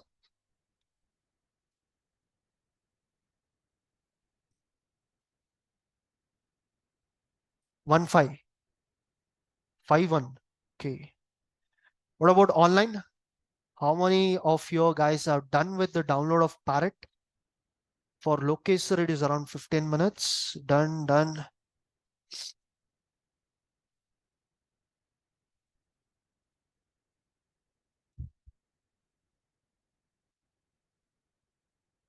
Sunil, there is to download the Tor browser, that is torproject.org, only Yes, website, right? that is the official website, sir. Okay. The browser name itself is Tor browser, right? Yes. Okay. Deep web, that is only single browser or there is multiple again? You cannot access deep web, sir, because it's only for organizational purpose and you need certain valid username and password to access deep web. Okay. So I think if you're working, you'll be knowing this. To access your Global Connect or Cisco, you need to enter some ID, right? Yeah, of course. That is your deep web. You're basically accessing the deep web. Yeah, I understood. Sunil, can you repeat that point, what you said in the Which one, sir? For deep web? So deep web, basically you need a username and a password. So in your organization, are you using Cisco or Global Connect, sir? Cisco, while using it, it is going to ask whenever you initiate it or try to connect, you'll be asked for a username and password, right? Right. So that is the credentials. If you're a valid user only, you'll be given access to the deep web.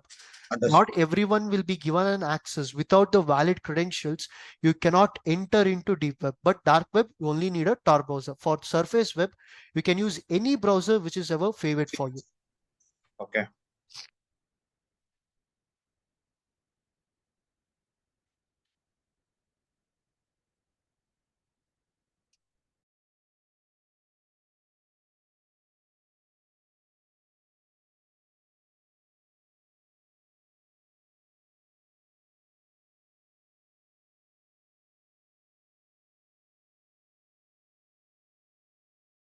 Sunil, for my Parrot OS, I mean, it's not asking for the username and password at all when I spin up this code. Yeah, it's not going to ask for the first time. Okay. So whenever you try to perform anything, you'll be asked for a password, and the default password for your latest version of Parrot is Parrot. Okay. Everything is lowercase.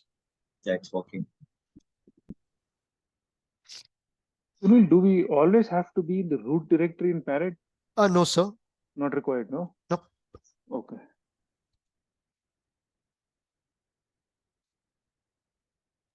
Even for pen testing, we don't need to be in the root directory? That requires on which tool you're using, sir. Which tool? Which pen testing tool? Yes. Oh, okay. If in case you, what happens is whenever you're not in a root directory or a root user, it will be asking for a password. That's it. If you're in a root user or a root directory, it will ask, it's not going to ask for a password. That's all. Okay.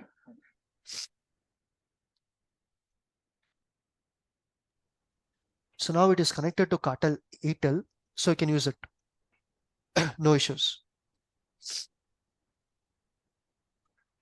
And once installing the Parrot, like I can see it on the VirtualBox Manager, Oracle VM VirtualBox Manager.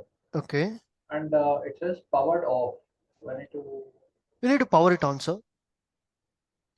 And we need to make certain configurations. Please do not fire up your operating systems currently. Okay. So any doubts in the theory part or the theory section? If you have any doubts, you can feel free to ask me. All good. Okay. Now let us go into the practical sections. So first thing, fire up your VirtualBox. Once it is done, go to the location where you downloaded this Parrot operating system, or else you have two methods to install a Parrot. So it is a OVF file. So what happens in this open virtualization format archive, double tap on it, double tap on the file which you have downloaded from the directory, and you'll be given a pop-up directly. Or else, if you observe over here, import option is available. Click on it. Now, browse for the file. Basically, it will be in your downloads. Double tap on the file, or else click on this import, or else in your left hand side you have a file option is available. Click on it, and in this option also you'll be finding import appliance, or else use Control+I. Control+I. That will also give you this pop-up of import. Browse for that file. Remember, it will be in an orange color cubicle shape. Click on open. Next. Do not modify anything in this. Nothing should be modified. Click on finish. Sunil, I'm changing a directory because I'm running with low space on C drive. Yeah, that's fine. But my recommendation is whenever you're changing a directory, create a fresh directory first with the name of Parrot or whichever is comfortable for you, and then paste it in the directory or select it. I've created a separate folder called Parrot. Inside that, I'm putting it. Yeah, that is good. Agree, and it is going to import. It's going to take around 1 to 2 minutes depending on your system resource. For UTM users, double tap on that file and it will automatically launch in UTM.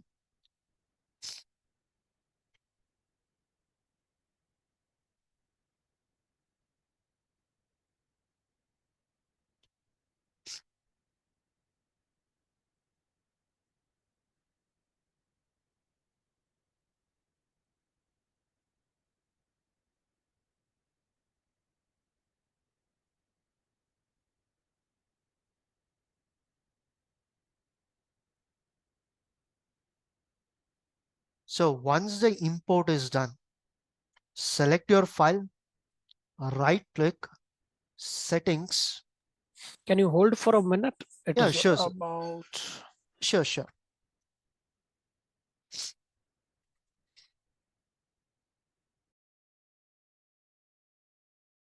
Yeah, done. It is imported. Please check with others. If we are doing some settings, we may be lost.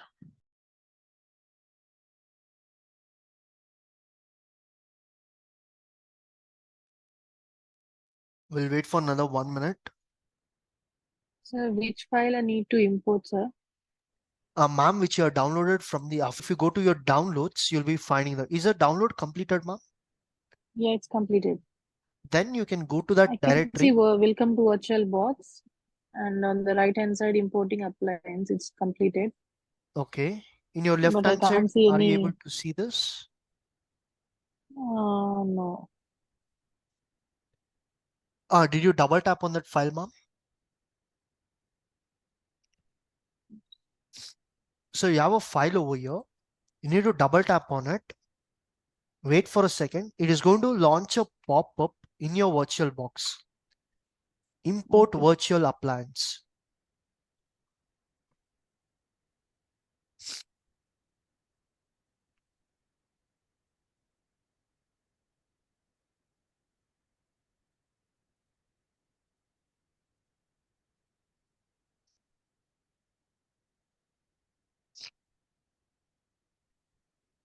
Got it, ma'am?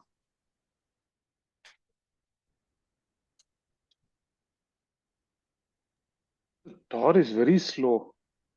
Yes, sir. How come? Why like that? Because it need to travel through 3 destinations or 3 relays. So it doesn't matter how fast your speed is of the internet. Nope. Oh.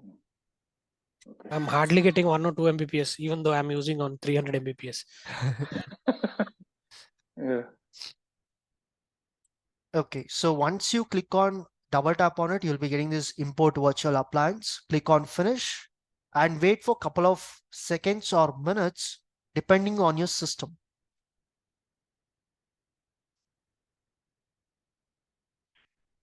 And now comes the part of installing the extension pack.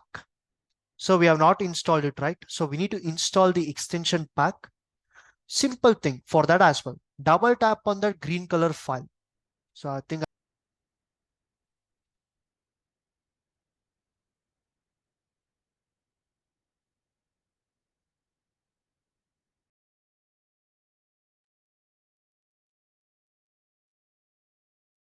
it's around a 10 MB, I think so. So you have this file. Double tap on it. And even that will give a pop-up. Extension pack. So as I told, you need to download 2 things from Oracle ORG. That is VirtualBox tool plus an extension pack. The reason why we are going with extension pack, because you need to use your camera modules and most of the copy paste and cut paste things you should be performing. So without extension pack, it will be very difficult and most of the things will not work. That is the reason why we are going with an extension pack. And for me, it is showing upgrade. You can just click on next or install and you'll be asked for a user agreement. Click on yes and you can install it. Or else let me show one more method of installing this. Go to tools. You have a 3 line over here, 3 bar. Click on it. You have extensions. This is a very complicated method. And for me, it is installed. For you, it will not be installed. Click on install, select the file, open. So there are multiple methods to install a file as well in your VirtualBox. So once you're done installing the Parrot plus VirtualBox extension pack, please drop 1 in the chat.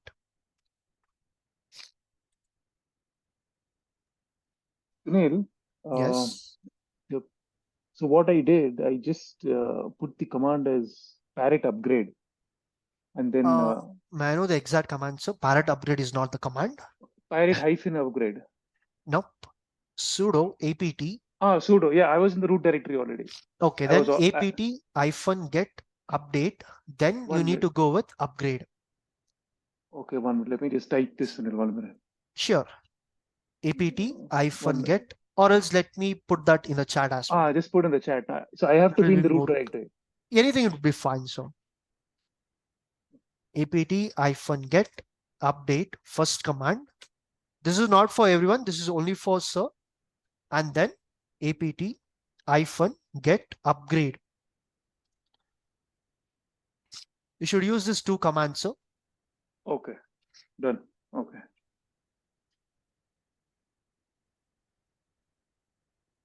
What about others? The installation is done, right?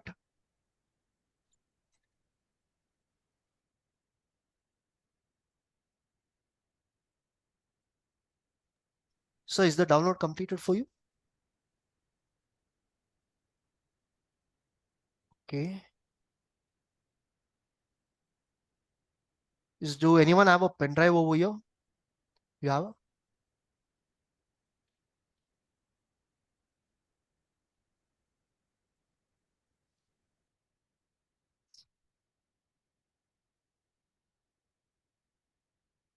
So now once it is done, select your operating system. This is mine. Do not include this, exclude this, and you'll be only seeing Parrot security. It will not be even showing one.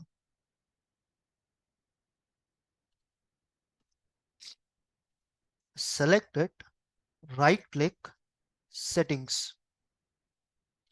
Select the OS, right click, settings.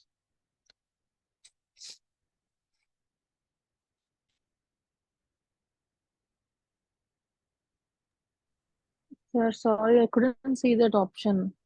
Which one, ma'am? The Parrot security. Are you able to see anything on your tools section, left-hand side of your virtual box? Yeah, there's only one. Sorry, There's only one session over there. what it is named as? It's showing on my name. 1 second, ma'am. I'll enable an option to present your screens.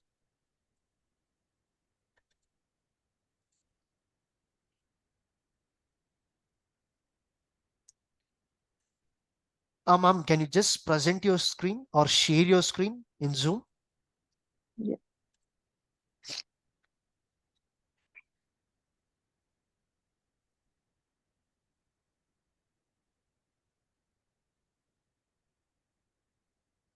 Just click on share screen and Yeah, just entire 1 screen. second, sir. Sure, sir. Sure, ma'am. Sure, ma'am. What about others? Are you able to see the settings option? Yeah. And we do have a technical support called as Mr. Karthik. He'll be helping you out if you have any questions or queries or errors. So what you can do is you can install an application called as AnyDesk. Depending on your OS, it is available for multiple platform. Whichever platform you're performing the activity on, install on that machine, nothing but your base machine, and you'll be getting a 10-digit or a 9-digit number. Please do share that to our technical support, or else you can just drop in the chat so that he can connect to you. So click on accept and you can share your error, or he'll be helping out with the error. Mostly I think it will not be required for you guys, but let us see for a backup.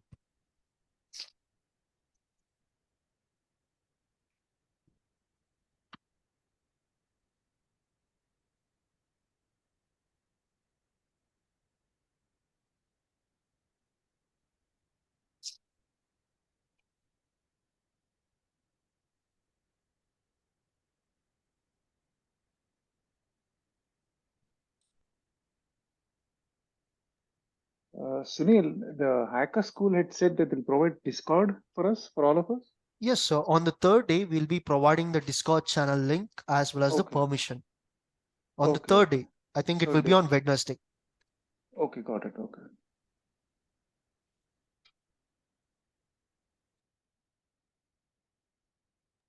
Is it done, ma'am? Or else you can share your screen.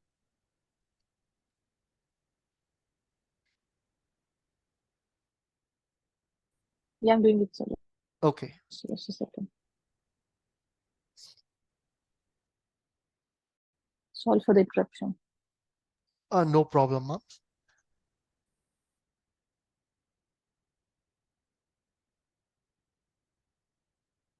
Recording in progress.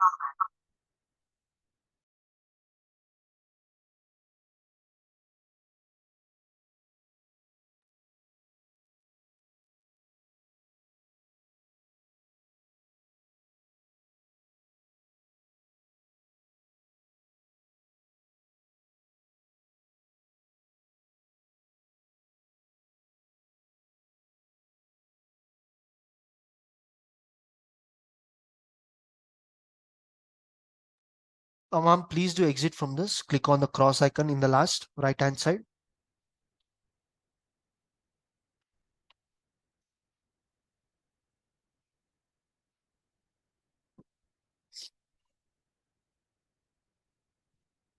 Yeah, I can see this screen. Do click on the cross icon, the last one. Yeah. Yes. Okay. I think you're trying to install the Windows 7. Please do share your screen.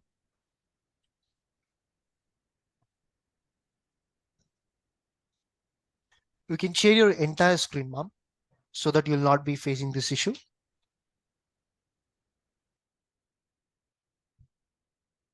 This one I got. I can see only this option. Ma'am, your screen is not visible.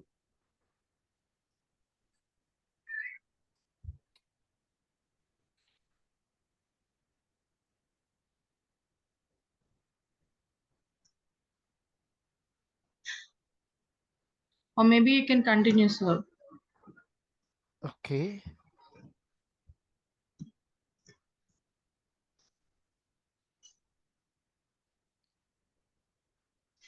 So in the end, even if you feel comfortable, you can just drop it on the end of a day so we can check it out.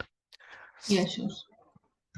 So you have a Parrot security, right? Right click on it, settings.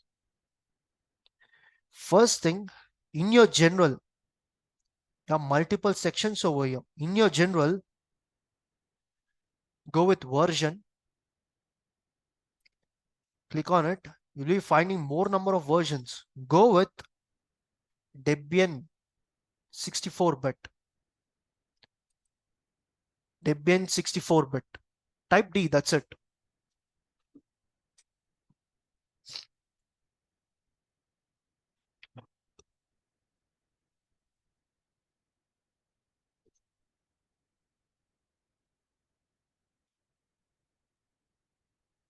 General version Debian 64-bit.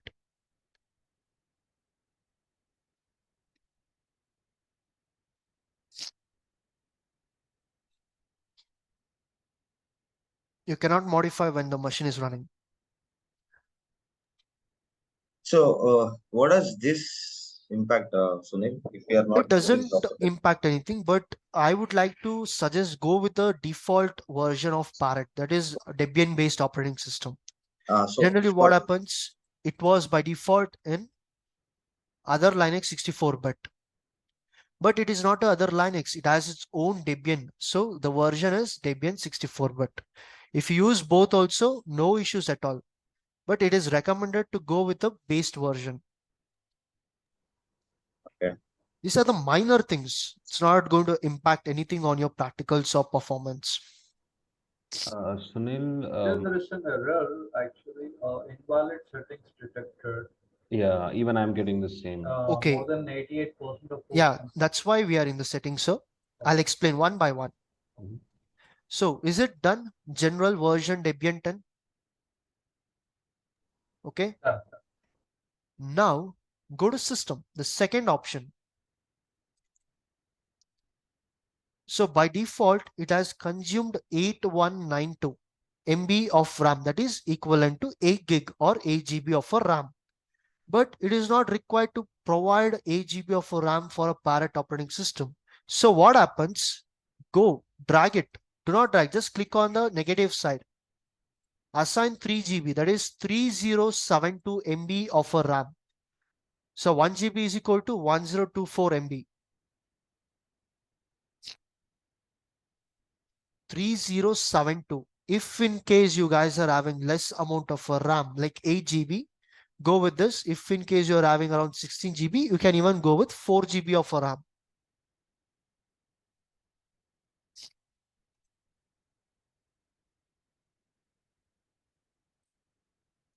Three zero seven two.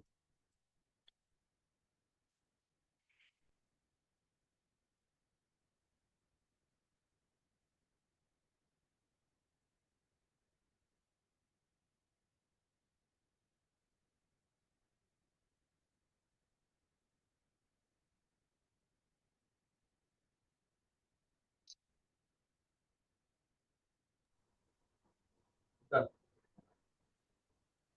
Is everyone's done? Yeah, done. Yeah, done. Offline, is everyone's done? For what? You can just hover on that warning symbol. Keep your mouse on that warning symbol. What it is displaying.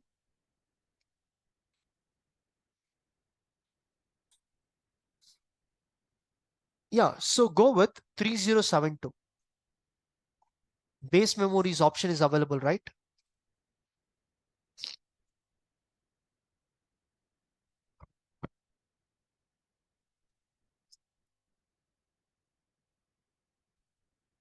Done. Sorry.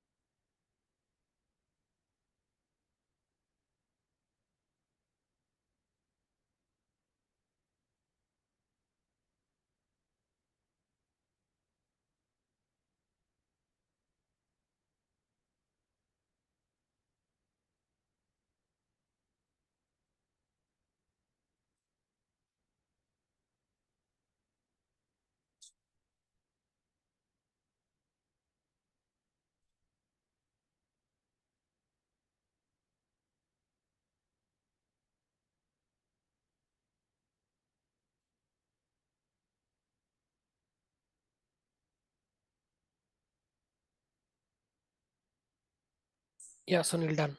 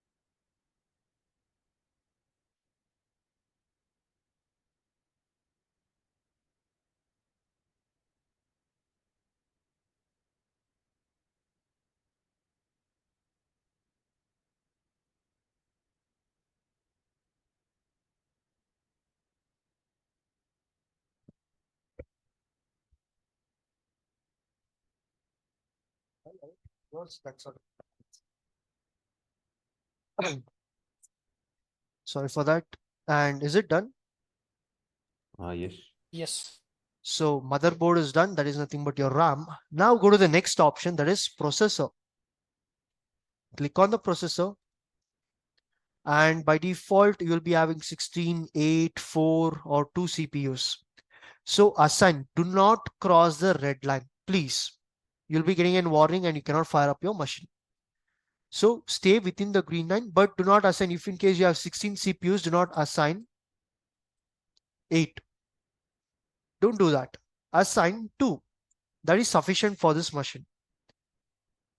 Motherboard 3072 MB of RAM and processor 2 CPU.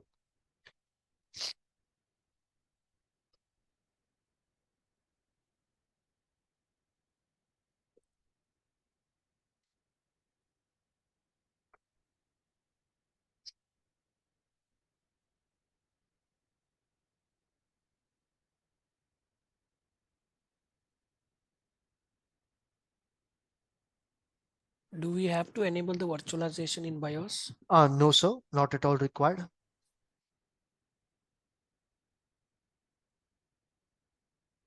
Done changing the RAM plus the CPUs. Yes. Once it is done, go to network.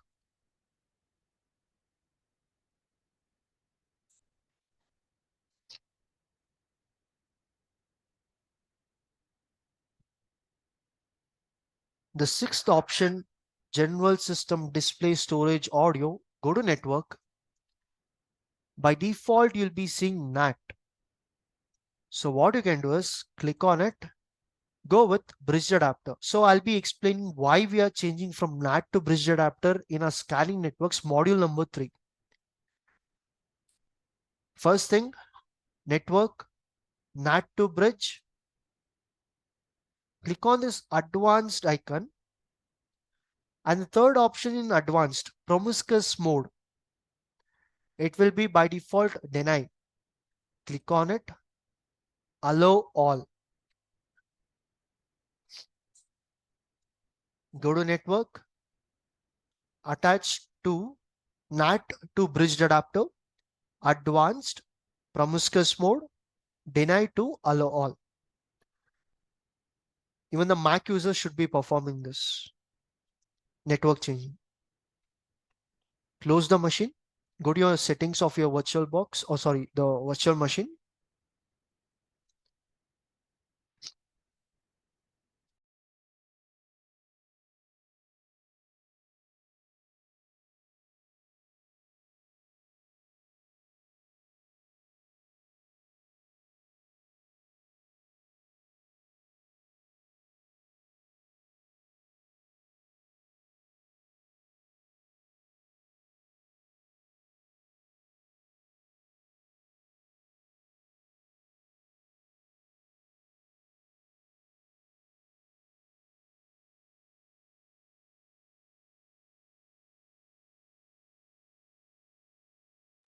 Sudhir, for the bridge adapter, I'm not getting this the network one. It's not showing the network. Network one in the sense, so It's not showing the network family, like the base machines. are you connected to LAN or Wi-Fi, sir? I've connected to Wi-Fi. So you'll be seeing something called as Wi-Fi adapter or wireless LAN card, etc. So GB family controller is all about LAN, and this is the other option, that is wireless LAN. So you guys will be finding different and I'll be having different. Do not get confused. Which will allow you to monitor. I'll explain that in chapter 3. Bridge adapter, why we are using it, why we are not using NAT network, we'll explain. This is actually not showing up. Can you just share your screen, sir? The option is enabled.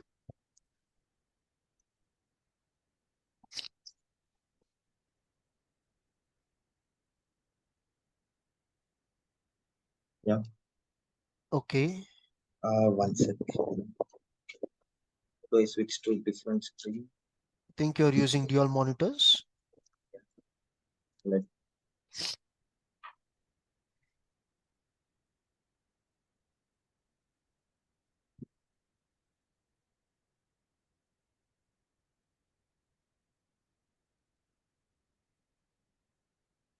so this is one.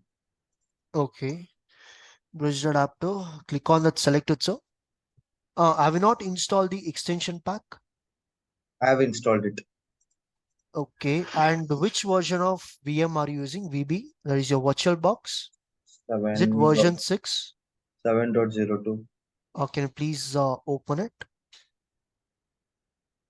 Help about VirtualBox. Okay. Sir, did you install it today or it is the older version? I think it's the older version. Can you please try to upgrade it, because your extension pack will be a newer one and your VirtualBox will be an older one. So you cannot efficiently work with it. Understood. So please try to upgrade your VirtualBox. Mm-hmm. We'll do it right away. Yeah, thank you. And what about others? Is it done right? Yeah. It's done. Bridge So there's adapter? like down the bridge adapter. Now I can see in the system as Qualcomm Apros something. It's Yeah, okay, it right? depends. It depends on different brands of systems. And the drop-down box, I even have the Realtek TCI, the one which you have right now. Yeah, may I know which one you're using, Wi-Fi or LAN? Wi-Fi. then by default, whatever it has been selected, use that. If you're using LAN, you need to go with the family controller.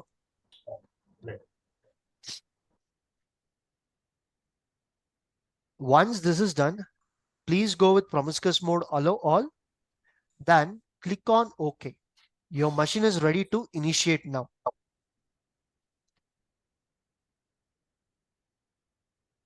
Done.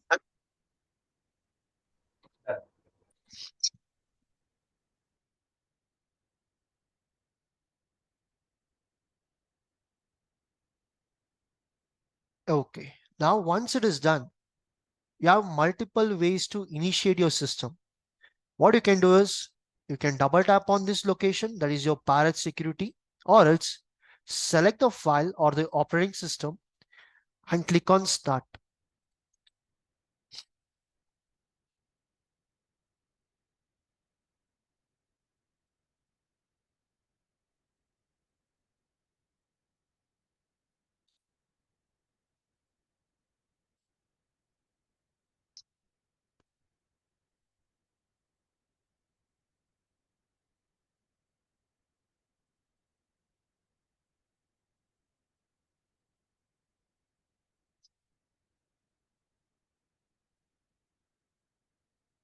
Is everyone able to see this parrot?